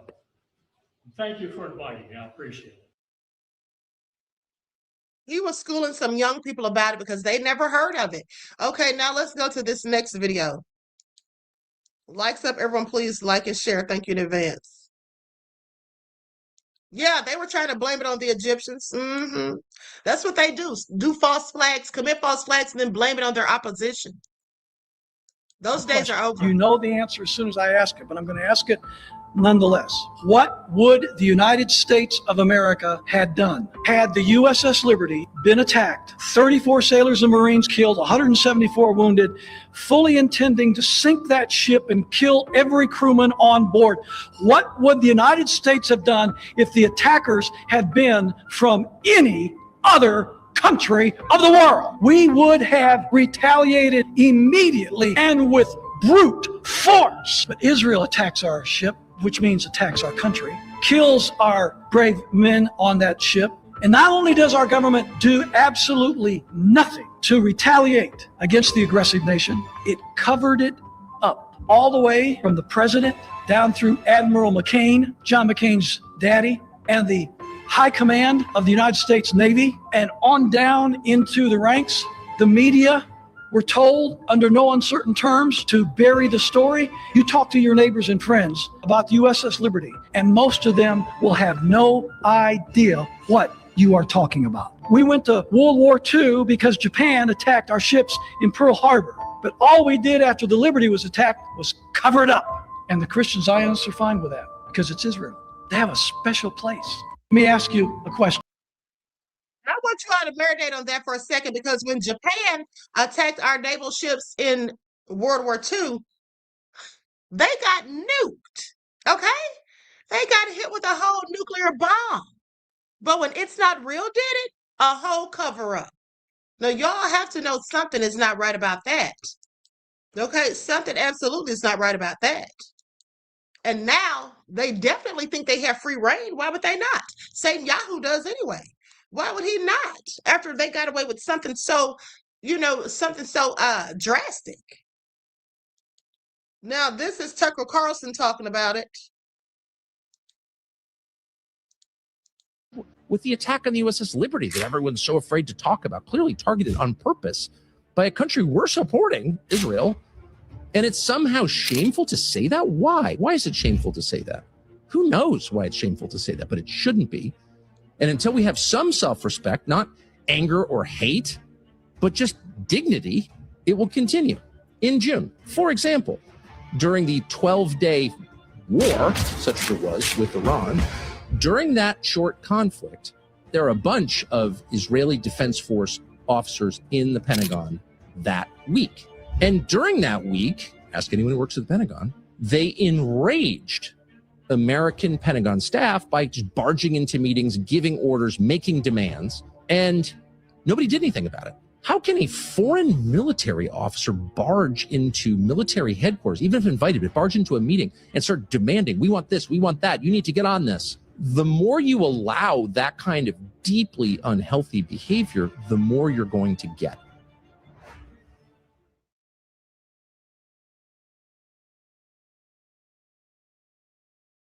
And here's the thing, too. Someone said in the chat the other day, I don't remember who it was, but someone said that if Kamala were the president, this war wouldn't be going on. I can't say that I agree with that, because Kamala is married to one of Bibi's people. And if you remember, I told you all, some of us were saying when she was running that her husband was probably going to be running things because he was one of Bibi's people. So, if either way, I think we would have ended up in this war at their behest. That's just what I think. Either way. Trump's doing it for money and likely being blackmailed, possibly. That's an allegation. Can't prove it. But I think Kamala would have done it because I think she has an allegiance to them because of her husband. Long story short, Israel bombed it, killed Americans. They said, we made a mistake. We thought it was an Egyptian ship. Looks nothing like an Egyptian ship. It was flying American flags. Israeli jets flew over it 2 or 3 times to identify it. It is, again, anybody could have identified it as an American ship. There was no question. And then they bombed it. They strafed it, dropped bombs on it. The American ship called and said, for help, and said, we need help, we're being attacked.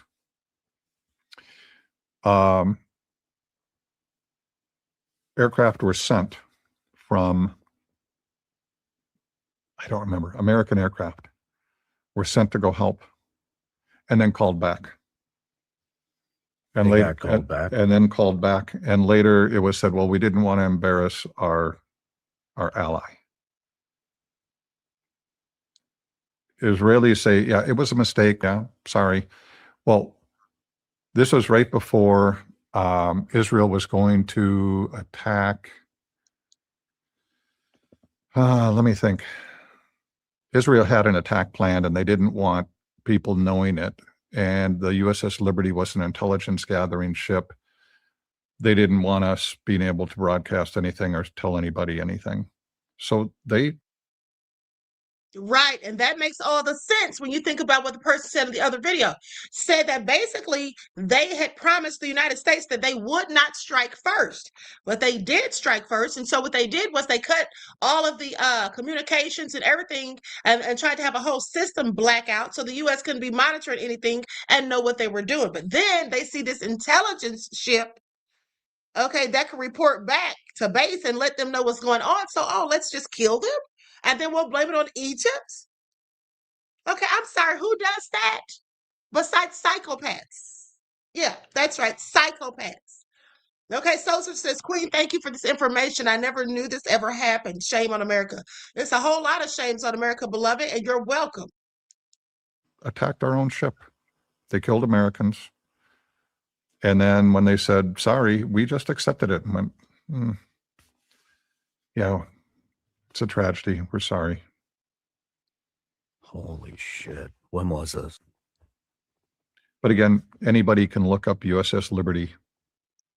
There's been books written about it. There's been whole books written about this. They attacked our own ship.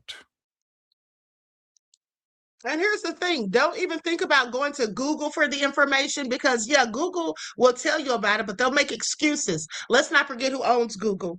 Google will tell you that it was absolutely a mistaken identity. Okay, these people who were there say otherwise.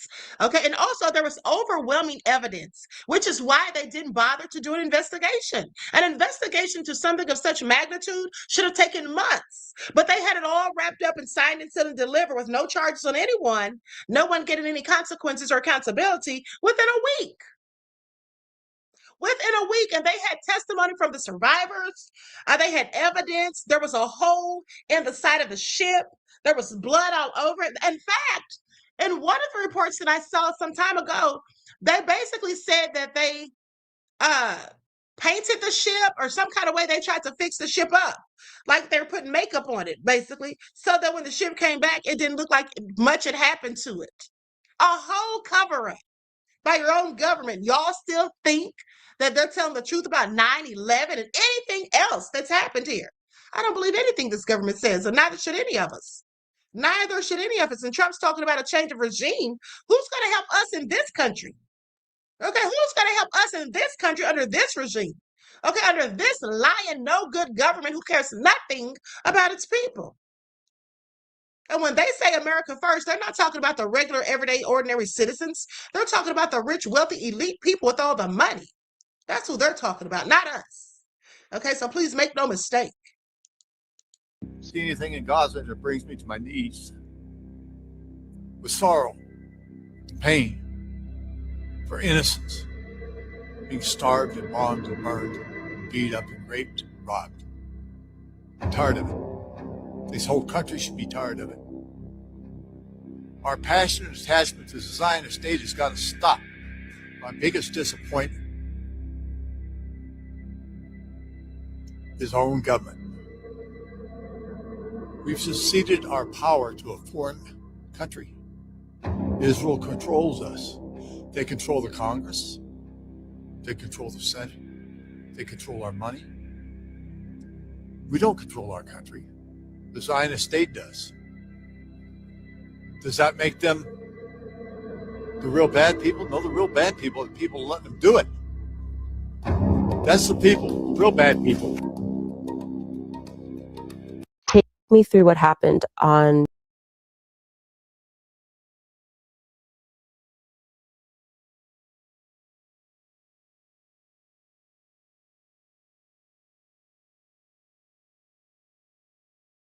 Let's go to Mr. Ron Gransky. This is another survivor. Unfortunately, he passed away like shortly after speaking on this. He died in like 2018. This recording of him was in 2017, if I'm not mistaken. Alive from the USS Liberty. I served on that ship in 1967 when it was attacked by the Israelis, supposedly by accident, in neutral waters off the Sinai Peninsula. 34 of my crewmen were killed and 171 wounded. It's now 50 years later. I'm still alive, and it's Memorial Day, and I always think about the men who died, and I still see some of the crewmen. We were attacked by Mirage jets.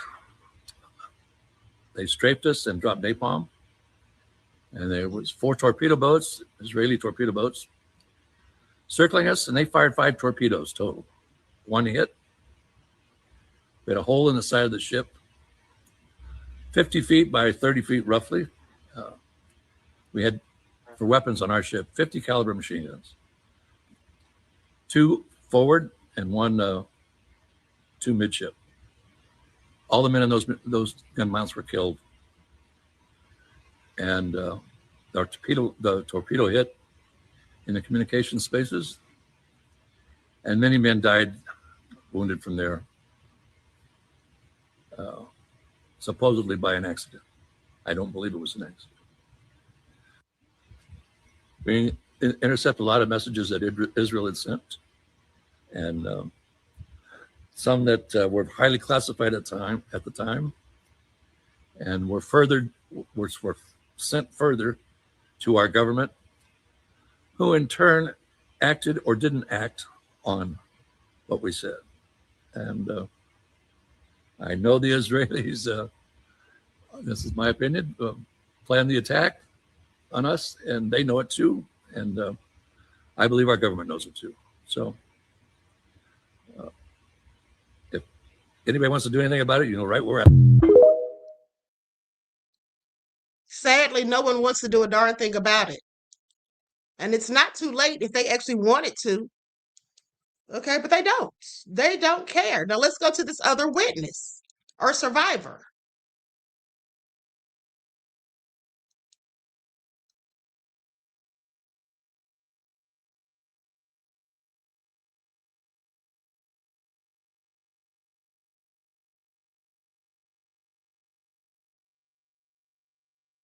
Hold on, I must have it on mute. My bad. Hold on.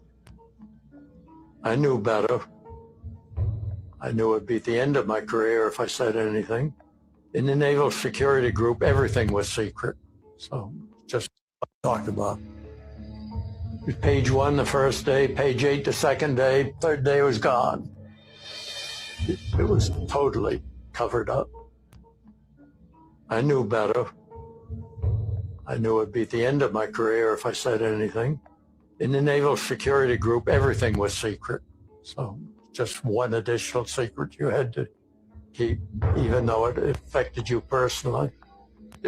If my troops had known that the President of the United States was attempting to kill all of them, it might have been the first mutiny the Navy ever saw. Our armed forces are made up of the finest and the most dedicated men in America, ready to make any sacrifice for freedom. Any sacrifice for freedom. So in his mind, I guess it was okay to sacrifice a few Americans to preserve this fragile relationship we had with Israel. The USS Liberty was going to be sacrificed for this relationship with Israel. I think we sacrificed a lot of people for no good reason. And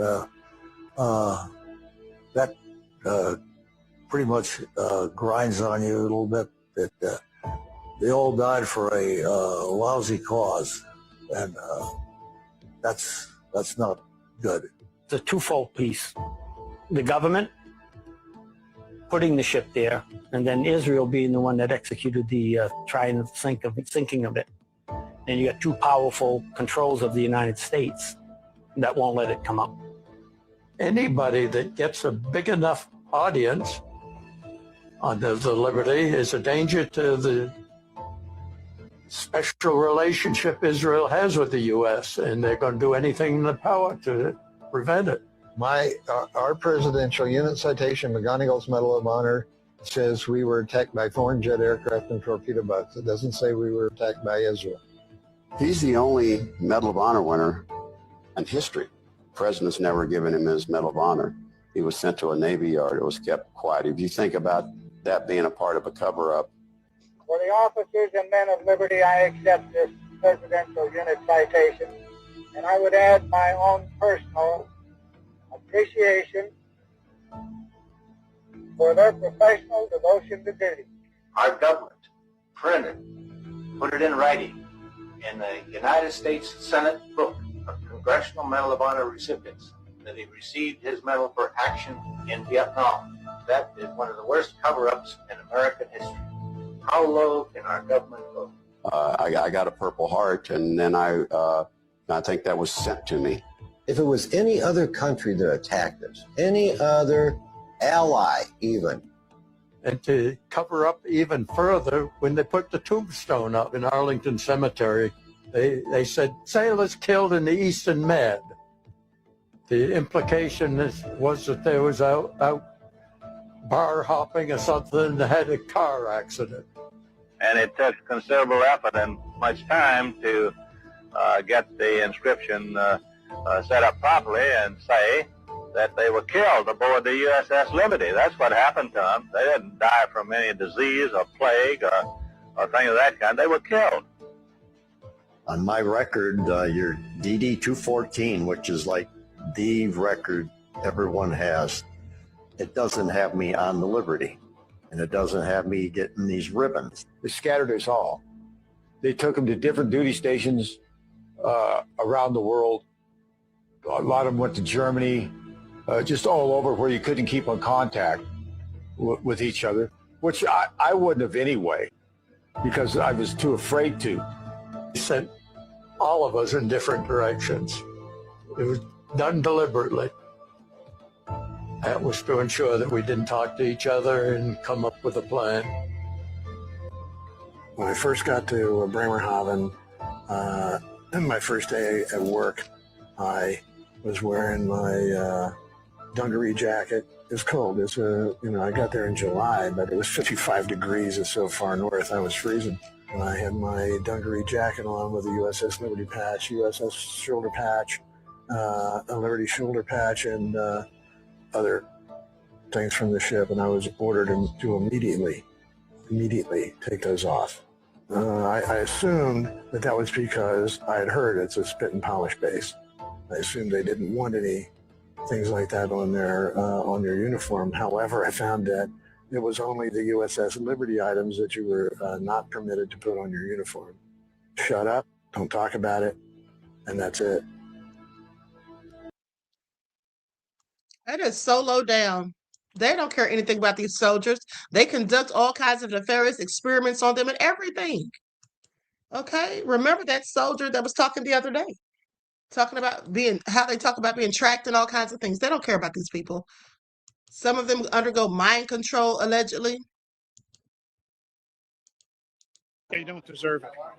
4 days into the 1967 Six-Day War, these men witnessed and survived one of the most deadliest attacks on an American vessel by a close U.S. ally, Israel. The torpedo entered the ship right about here.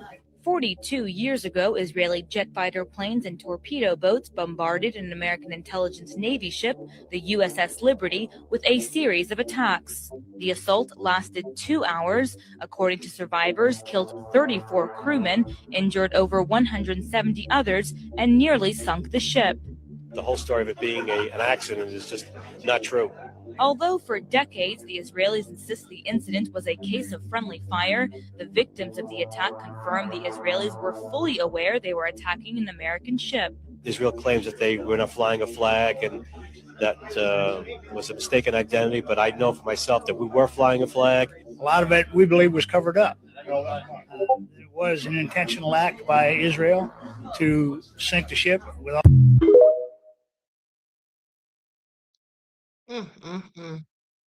Now I'm going to go to the next clip where the last guy that was speaking is going to start back with him still talking. Covered up by our own government. Absolutely egregious. We believe was covered up. It was an intentional act by Israel to sink the ship with all hands, no survivors. Why do you think they would have bombed the ship? Their next plan was to attack the Golan Heights. So the troops they had on the Sinai now had to be moved to take the Golan Heights. The fact that the Israelis were massacring Egyptian troops, Egyptian prisoners of war. They had so many of them, and once again, they wanted to move all the troops they could to the Syrian border, and they couldn't handle the Egyptian prisoners of war, so they massacred them. So it's perceived that they thought that we were intercepting the fact that happened. This is a provocative act of war. Would you not agree? Oh, yes, definitely. What happened? How did the U.S. react when this happened? USS Saratoga, which was I can't tell you how many miles away, but it was several miles away, launched aircraft to come to our aid once we got the Mayday signal out.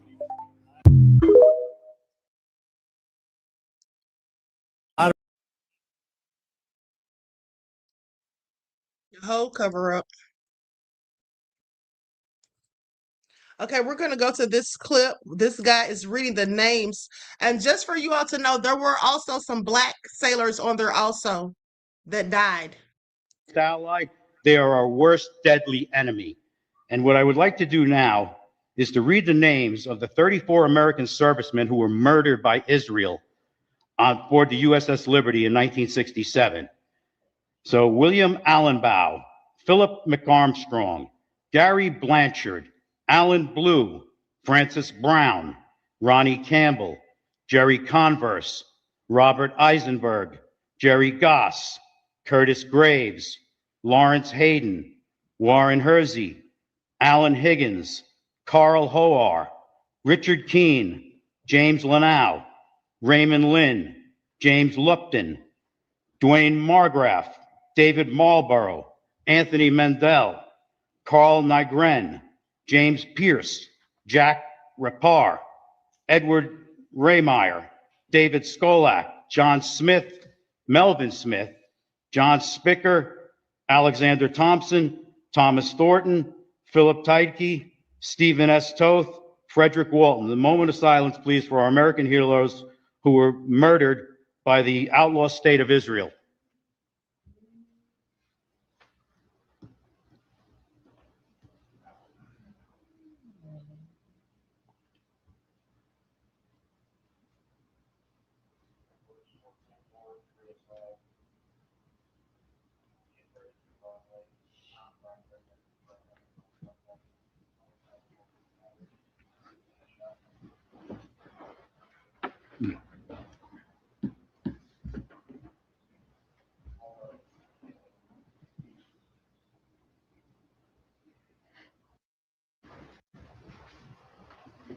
Is he still doing a Thank you moment for of silence? respecting a moment of silence.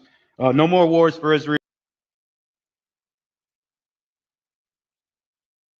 Well, that's still going on, sadly, folks. Here we are, all these decades later, and it's still going on. Okay? Still going on. Now, with that all being said, we got to get into this other information. I'm going to be back tonight. We're going to talk about the Epstein files and some other stuff.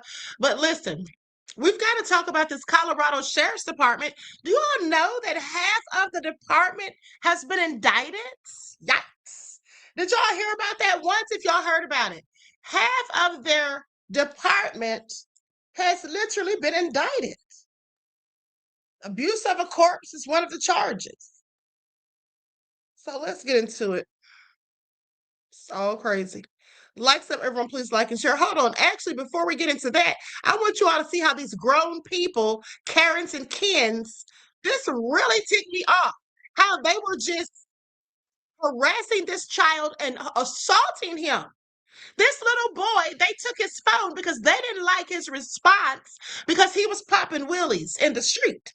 And then they came up to him and they said, do you even live here? That's where the video starts. Now, we didn't see, they don't have the recording start at the beginning when the child initially makes contact or has a confrontation with the first person. But all these other people come up and they literally are bullying this child, bullying him and take his phone. Like, I was so mad. I said, I wish I had been driving by, walking down the street and seen that. Okay, but there were some adults that you see ride by and they looked like to see what's going on. They didn't do anything. And they're literally bullying this kid. Okay, and taking his phone so he can't call his parents or whatever. Okay, so let's get into it. Yeah, it was a little kid. He looked like he was about 11 or 12 years old, and it was just ticking me off. Okay, because if he was popping willies and you had a problem with it, talk to his parents. Don't sit there and try to, chastise him or just bully him. Here it is right here. It's very clear that local law enforcement is planning on letting them off with a slap on the wrist. So I'm going to talk about it so that more people know about this. So this took place earlier this week in a community called Lotus in Boca Raton, Florida. Why don't you give us your mom's phone number and we call your mom? Can we do that? I offer him that. Parents, I have no idea. What Can we call you? No. What's your last phone? No, give me my phone. Listen. What's your Give me your mom's number and I'll let you use my number. No, I don't want your number. I'll use my phone. No. No. Give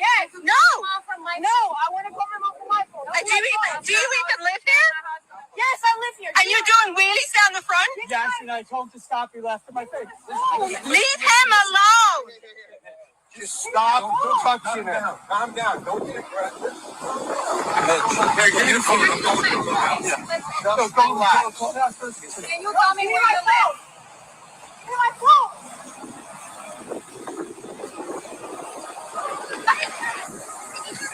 So you may be a little confused as to why there may be 7, 8 adults surrounding this child and refusing to give him his phone back. This 12, 13-year-old boy was apparently riding an e-bike and was popping wheelies, and the people in this neighborhood apparently didn't like it. Because God forbid children be children. We're going to find out very quickly that there's more to this story.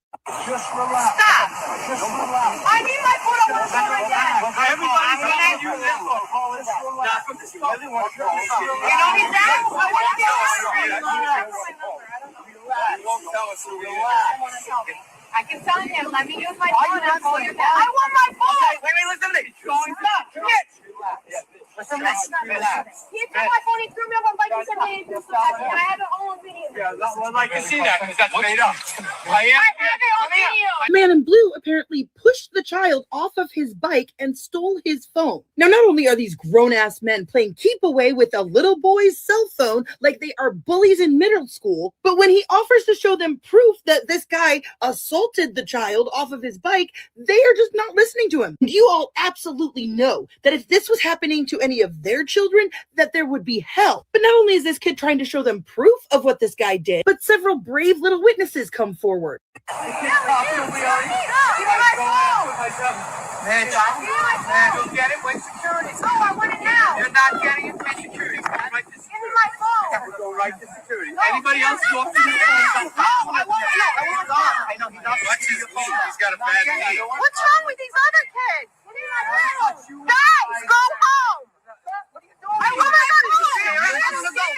Stop. He can't wrestle me. I can't wrestle you, but he's not wrestling. He's not wrestling me. I need my phone. You know, there's something called juvie. There is something called juvie, and you touch him, and you'll go to juvie. Oh yeah, the irony of that woman threatening this child as there are men actively putting hands on him. Now, I know I'm skipping around a little bit, but that's because it's a really long video, and a lot of it is just these grown men pushing this boy around. But at one point, Mitch here screws up and tells the truth about what actually happened. I can see that because that's made up. I have it on video. I asked you to stop. Come here. No, I asked you to stop. You laughed in my face. I fell off my bike. You laughed in my face. Then I got your phone. And I never touched it. So now the truth is revealed. Your ego was bruised because he didn't stop when he told him to. You fell off your bike. The kid laughed at you, and you had a problem with that. And you'll notice he conveniently skips over the part where he explains how he became in possession of the kid's phone. Because there's clearly a chunk of the story missing there. And as soon as security shows up, I'm so proud of these little kids who are witnesses across the street, weren't with him, by the way, but ran over to the security guard to help out this kid. Oh my God. What the hell is this place?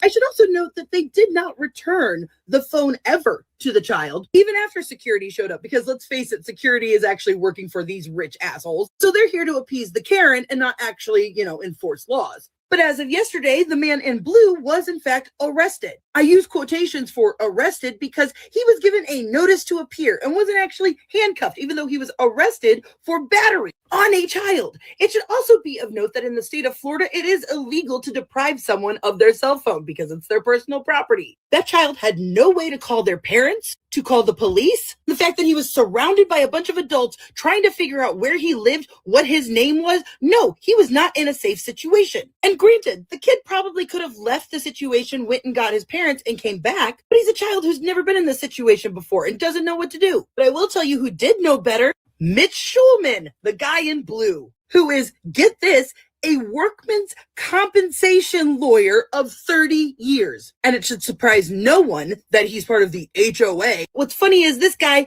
only moved into the area 3 years ago from New York. So that kid probably lived in the neighborhood longer than him. Now, given the special treatment of Mitch and the fact that none of these other men who also touched this child are in handcuffs, I have a feeling the local law enforcement is going to let these rich Karens get away with it. Which is why this video needs more attention, because I am so fucking tired of old rich men in Florida being able to touch fucking children and getting away with it. I am tired of money and status being a factor in the law. And so many adults drove by and just kept on going. And the women in this video, these people will never think they did anything wrong until a judge tells them that. A giant group of grown men decided that I mean, they really ticked me off, especially when they said that guy told him, don't be aggressive. You're being aggressive with him. Why are y'all even touching him? Okay, they're putting their hands all over him. They took his property. And then the guy was really just upset because the boy didn't do what he told him to do. And then when he fell, the kid laughed. That's what it was all about. And if you notice, those other children that were across the street watching it all go down, one of the people, I think it was the lady, told them to go home. I'm sorry, what? They don't have to go home. It's all crazy. And like she said, they're probably going to get minuscule sentences or whatever, or consequences. Not sentences, but consequences. It's not going to be anything really happens to them. But I hope the mother does something. If I were the mother or father, I would press charges. Okay, I would absolutely press charges on every last one of them that put hands on him and whomever had possession of his phone. Because 2 different people had possession of it. Then the lady had the nerve to say, you know what juvie is? You can go to juvie if you touch him. Well, why is he allowed to touch the kid? Okay, that he doesn't even know. Oh, crazy, honey. These people have a whole lot of nerve. Now, let's go to this next story. Okay, the Colorado sheriff is facing charges, and he resigned, and the new sheriff is appointed. And like I said, half of the department got indicted. Now, that just goes to speak to how many of these police departments are so corrupt. Because if you remember, there was about 5 years ago, I told you all the story in Florida where an entire police department got indicted. A whole police department? Really? Now, you know that's corrupt on so many levels. Okay, so let's go to this news broadcast. Like, up, everyone, please like and share. Thank you in advance. It's all crazy. 5 o'clock on this Monday as we are starting out with a live look outside. We hit 80 degrees again today. The 8th time this month we've done so. Denver was just forecast. Let's get on over to Chief Meteorologist Kathy Sabin with more on that. We need the moisture.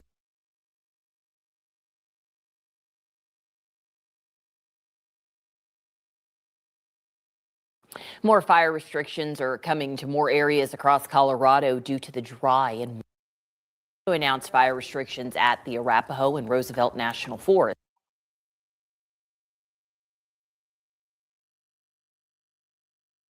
the undersheriff and 3 deputies. Yeah, all of them resigned after the criminal charges were filed against them, which range from abuse of a corpse to official misconduct. Kevin Vaughn from 9 News Investigates has been following the developments today.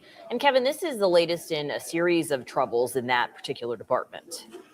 Yeah, Alex and Phil, you'll remember that last summer, the district attorney announced that she had to dismiss multiple cases because the sheriff's office had lost key evidence, including body camera footage and even police reports. With its sheriff's department in turmoil, an important question needed to be answered today in Costilla County. I just want to make sure that you're willing and able and capable of filling in the interim as sheriff, and that you would be willing to do that at this point. Yes, I would be. That question and Joe Smith's answer came just before 9 a.m. in a meeting of the county commissioners.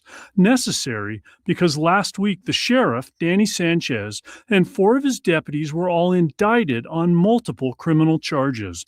One had already resigned, the others followed suit Friday. District Attorney Ann Kelly's office is prosecuting them. The former sheriff and 1 deputy are accused of mishandling human remains found in 2024. The other 3 deputies, including the sheriff's son, are charged with using force against a person suffering a mental health crisis. For 2 days, the county coroner had served as sheriff. But this morning, I nominate Mr. Joe Smith as our new sheriff. Interim sheriff. I'll second that motion. All in favor? Aye. Aye. Motion carries. Thank you. that changed. And Joe Smith, a certified law officer whose state record shows no discipline, takes over. Narcissists don't target weak women, they target the fit. Sheriff and 2 deputies is each scheduled to make his first court appearance at 9 a.m. Wednesday. No court date has been set for the other former officer who was indicted. Our Marshal Zellinger, who has been reporting on the problems in Costilla County Sheriff's Office for months, will have more on Next with Kyle Clark at 6. Marshal will be asking this question. When more than half the Sheriff's Department resigns after being indicted, how can the citizens there feel safe? Live in the newsroom, Kevin Vaughn, 9 News. It is a good question. We'll be looking forward to the answer. Kevin, thank you. Find it all interesting, okay? That commercial was about to cook, Queen. Oh, were they? I wasn't paying attention, honey. Okay, so anyway, with that all been said, a couple of more clips and then we're out of here. Just a couple of more clips. Hold on. Now, and I want you all to pay attention too, because listen, hold on, where's these ghetto folks I want to show y'all the video of? Hold on. Here it is right here. So listen, you know, as I was looking at people that are still posting about the Epstein files or they've started back now that there's a ceasefire, I want you all to pay attention because I have already shown you all the best of those files. Clearly, because the stuff that people are talking about now on TikTok, talking about breaking news, I showed y'all that like a month ago. Okay, when they released the last of the files, whatever that was, I showed you all the main receipts, like the one where we were trying to get the rest of the interview from the victim that claimed that Trump did things to her when she was like 13 and 14 years old. Remember, they interviewed her like 4 times. And so, you know, I talked to you all about that, and I showed you all many of the pictures and everything. All I'm saying is most of the nefarious information that was in there that everybody's talking about, I showed you all that already. So that's why I really hadn't showed you all anything else, because the other stuff is just like basic conversations, nothing juicy. A lot of that stuff was repetitive, a lot of, you know, files that were the same, and they did that all on purpose, I believe. I think they did that to make us not want to go through it or just give up or whatever. But if you all know, I went through those files for months, okay, for weeks. Every day for hours, I was going through those files, if you remember. So that's why we got so much of the information already. I've already reported on it, when some people are literally just reporting on that stuff, because that's how much work I was putting in. Okay, but like I said, we're going to talk about that again tonight. Okay, we're going to talk about some of that stuff tonight. But before I do, let me just go to this. Let me just go to this letter. You all remember, and I meant to read this to you after I finished talking about the USS Liberty incident, because what I want you all to pay attention to is this. After It's Not Real did all of that, murdered soldiers, 34, 170 injured, and then lied and said, oh, it was just a mistaken identity. We thought it was the Egyptians, and nothing at all was done. For the United States to try to even vaguely, remotely at all, try to act as though Iran are terrorists, as if they are the ones to watch, as if they are, you know, so wicked, but not them. That makes no sense. And y'all know it doesn't make any sense. But let's read again this letter that the president of Iran sent, not to the government, but to the citizens of the United States. Let's go through this one more time, because when you see what they did and what they've been doing and what continues to be done by Satan Yahu's nefarious, wicked, devilish, satanic, Baal-worshiping regime, that's my opinion. When you see that, and I'm talking about his regime, the government, not the people collectively, but him, and his minions, just like Trump and his minions. When you see the things that have been done, when you see what happened in 1967, and you know there was no consequences, and you know it was done on purpose, how can the United States sit here and try to demonize Iran? Okay, I want you all to pay attention. That's how you know it's all BS. Now, so let's talk about it, because they have not stopped bombing Lebanon. They have been in a battle with Lebanon for years. They got into it with the Egyptians. Okay, they had issues with Iraq, with the Saudis, and now Iran. I'm sorry, and the Palestinians. Now, I'm sorry, but it seems like there's one group that's causing all the disruption and discord and sowing all the seeds, okay, over there in the Middle East. It seems like it's one group, one regime. So if that regime is causing all the chaos, well, why are they blaming Iran? And everything that the president of Iran said in this letter is facts. They never started any wars. They were never the aggressors. They have not been committing terrorist acts. And that's why I told you all yesterday, if you don't believe, if you don't think that the government can sit up here and tell these lies or whatever straight to our faces, or fool the world into thinking that the fictitious narrative that they're putting out is the truth, they've done it so many times before, even with us. Okay, how many people come to this country from other parts of the world and don't want to fool with us, specifically other people who look like us or almost look like us, because they want to keep up division. Now, I'm going to tell you all something too. At the end of the day, peaceful living, no. I'm not talking about that group. I'm talking about BB's group. That's what I'm talking about, Satan Yahoo.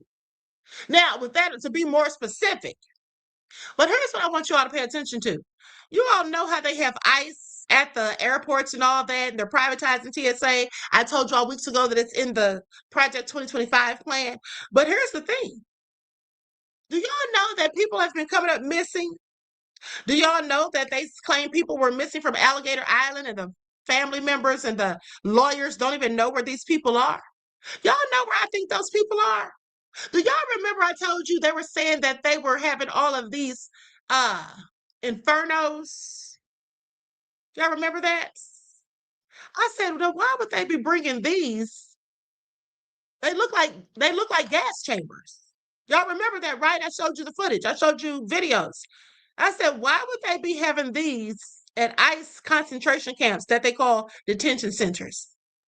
It's given 1945. I think that's where those people are. I think that's what happened to those people that they can't find. I think that's what happened to them. Okay? Now I want y'all to pay attention. But what you should really be paying attention to, especially for those of you who said that ICE is not our problem, let me tell y'all something. ICE is about to be your problem. Okay, if things go the way Satan Yahoo wants it to go, because they're not here for the immigrants. They're not here for the immigrants. Now, that's how it looks like it is. That's how they want it to look, so that you and people like me, so that we're not paying attention. But I'm going to tell you right now, y'all better start paying attention, because they're here for us. And I already told you that those ICE agents, some of them are Satan Yahoo's people. And they were trained by Satan Yahoo's people, likely because our own police department is trained by Satan Yahoo's people. Now, do you see why the police here in this country treat us the way those people over there and that country have been treated? The people over there in Gaza. Y'all know that, right? Have y'all been paying attention? Y'all ever heard of Rex 84 if you didn't look it up? Okay? If there was any kind of civil unrest, and they had to start rounding up people, who do you think they would round up first? They already said it decades ago. They already said who they would round up first decades ago. I don't have to say it. Anything understood doesn't have to be said. They already said who they would round up decades ago. Okay, so please pay attention. And it wasn't immigrants. See, if you're sitting here thinking that, oh, they're going after the immigrants, and then we see them murk 2 white people in broad daylight and nothing was done. Y'all didn't find that suspicious? That they just murdered those two white people who weren't really doing anything to warrant them being killed. They were not an imminent threat. They were not attacking them or any of that, assault them. They weren't. But they murdered them and they got away with it. That's just a ruse, okay? To make people like me and you sit here and think, oh, they're not coming for us. Please don't keep thinking that. Please don't keep thinking that. That's why I got so livid about a month ago when we were having this conversation. And I said, y'all don't even see the writing on the wall. Y'all don't even see what's coming. Okay? At the end of the day, yeah, it's definitely time to wake up. It's no time for cognitive dissonance. Now, with that all being said, let's go to this letter. And I want you to listen very carefully to what he says in here. Okay, he's really telling you everything you need to know about Iran, but also about your own government. In the name of God, the compassionate, the merciful, to the people of the United States of America, and to all those amid a flood of distortions and manufactured narratives, continue to seek the truth and aspire to a better life. Iran, by this very name, character, and identity, is one of the oldest continuous civilizations in human history. Despite its historical and geographical advantages, at various times, Iran has never, in its modern history, chosen the path of aggression, expansion, colonialism, please pay attention, or domination. Even after enduring occupation, invasion, and sustained pressure from global powers, and despite possessing military superiority over many of its neighbors, Iran has never initiated a war. Never initiated a war. So when Satan Yahoo, or people with his mindset and ideology, tell you that, oh, they're a threat, we had to get them before they got us, they have no proof of that. And as I told you, anybody can do something to someone, and when they get caught or they're held to account for it, they can always lie and say, well, you know, I thought they were going to do this to me. They can always play the victim. Anybody can do that. So that doesn't make it true, is what I'm saying. Iran has never initiated a war, yet it has resolutely and bravely repelled those who have attacked it. The Iranian people harbor no enmity toward other nations, including the people of America, Europe, or neighboring countries. Even in the face of repeated foreign interventions and pressures throughout their proud history, Iranians have consistently drawn a clear distinction between governments and peoples they govern. I told you all that. You see, that's why when that guy was on Piers Morgan lying and saying they were saying that they wanted to kill them and wipe them off, that's not what they said. They said the government, the regime, should not be here anymore. They said something along those lines. I read it to you directly last night. This is a deeply rooted principle in Iranian culture and collective consciousness, not a temporary political stance. For this reason, portraying Iran as a threat is neither consistent with historical reality nor with present-day observable facts. Like, you've never seen them do this because they never did it. There's no documentation. There's no historical evidence, facts, or proof to verify any of the things that Satan Yahoo and the people who think like him, that was on Piers Morgan's show for one, there's nothing to prove that they were ever a threat. That's just people painting a narrative, making an excuse to justify what they want to do to these people, the same way they do it to Black people all the time. With that all being said, such a perception is the product of political and economic whims of the powerful. The need to manufacture an enemy in order to justify pressure, maintain military dominance, sustain the arms industry, and control strategic markets. In such an environment, if a threat does not exist, it is invented. That's what they've been doing for decades. Okay, it's high time that we all realize that. So this right here should tell you everything you need to know about BB Satan Yahoo. Okay, the fact that they were able to murder 34 soldiers, sailors aboard a U.S. ship and not a damn thing happened, but they dropped bombs on the Japanese for Pearl Harbor. That's what they did. Now, why would you obliterate these people completely, wipe them off the face of the map with nuclear weaponry? But these people over here, you covered it up and dared the officers to discuss it ever, or they would be court-martialed. Y'all see how that works? So I'm just saying all that to say it's obvious, it should be obvious, blatantly obvious, that the government is just liars who lie, not just Trump. This government has always been full of lies and deceptive tactics and BS. And they've always bowed down and kissed the ring of Satan Yahoo and them. Now you should ask yourselves why. Okay, you should ask yourselves why. Now, before we go out of here, I want to play this one more video, and then I will see you all later on after this, okay? Please like and share. This is just a ghetto video that I thought was hilarious. I don't even know what these people are arguing about, but it was funny to me. Okay, so likes up, everyone, please like and share. Thank you in advance. Here we go. Sister, she my old lady. You hear me? You will go to jail. You fuck with us. You fuck you. How about that? Stay in your business here, bro. Come on. Stay in your motherfucking business here, bro. Come on. Do it, bitch. Do it.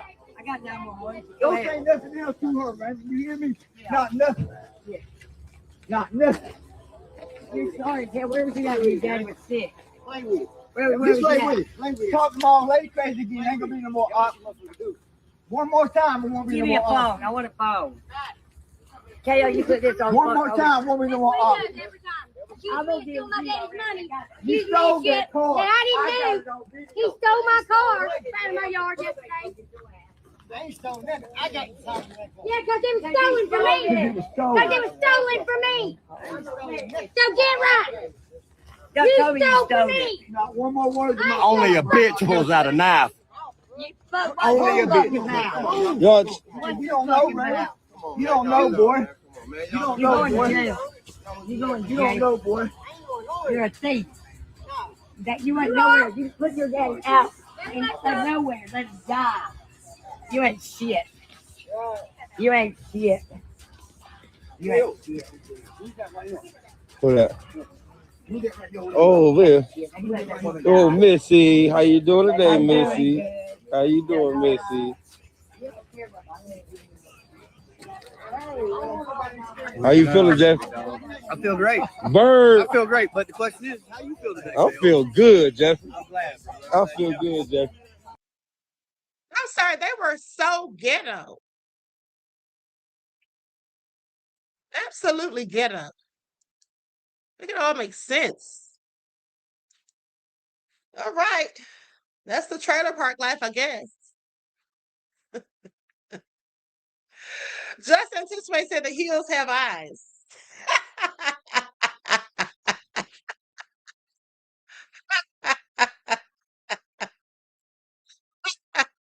Soul Sister said Trump's kind of people. Yeah, that's exactly what I was thinking. No matter that Trump was born wealthy with all sorts of money, has never had to work a hard day in his life. But that's exactly how he acts. That's exactly how he behaves. Okay? With that all being said, that's exactly how he acts. He acts ghetto. I told you all 1,000 times Trump is just so ghetto. The United States in general is ghetto, if you ask me. Please pay attention. Now, with that all being said, listen, I love you all to life. I hope you enjoy the rest of this beautiful day. Each one teach one. That's how we grow and thrive. Do something productive, constructive, but never destructive. And always remember, beloveds, to keep the Most High first in your lives. And let me just say this. You know, with friends like Satan Yahoo and his minions, we don't need enemies. Okay? I'm sorry. If that's the kind of friends or allies you have, you definitely don't need any enemies. Okay, please pay attention. So until next time, beloveds, I'll talk to you all again soon. Peace.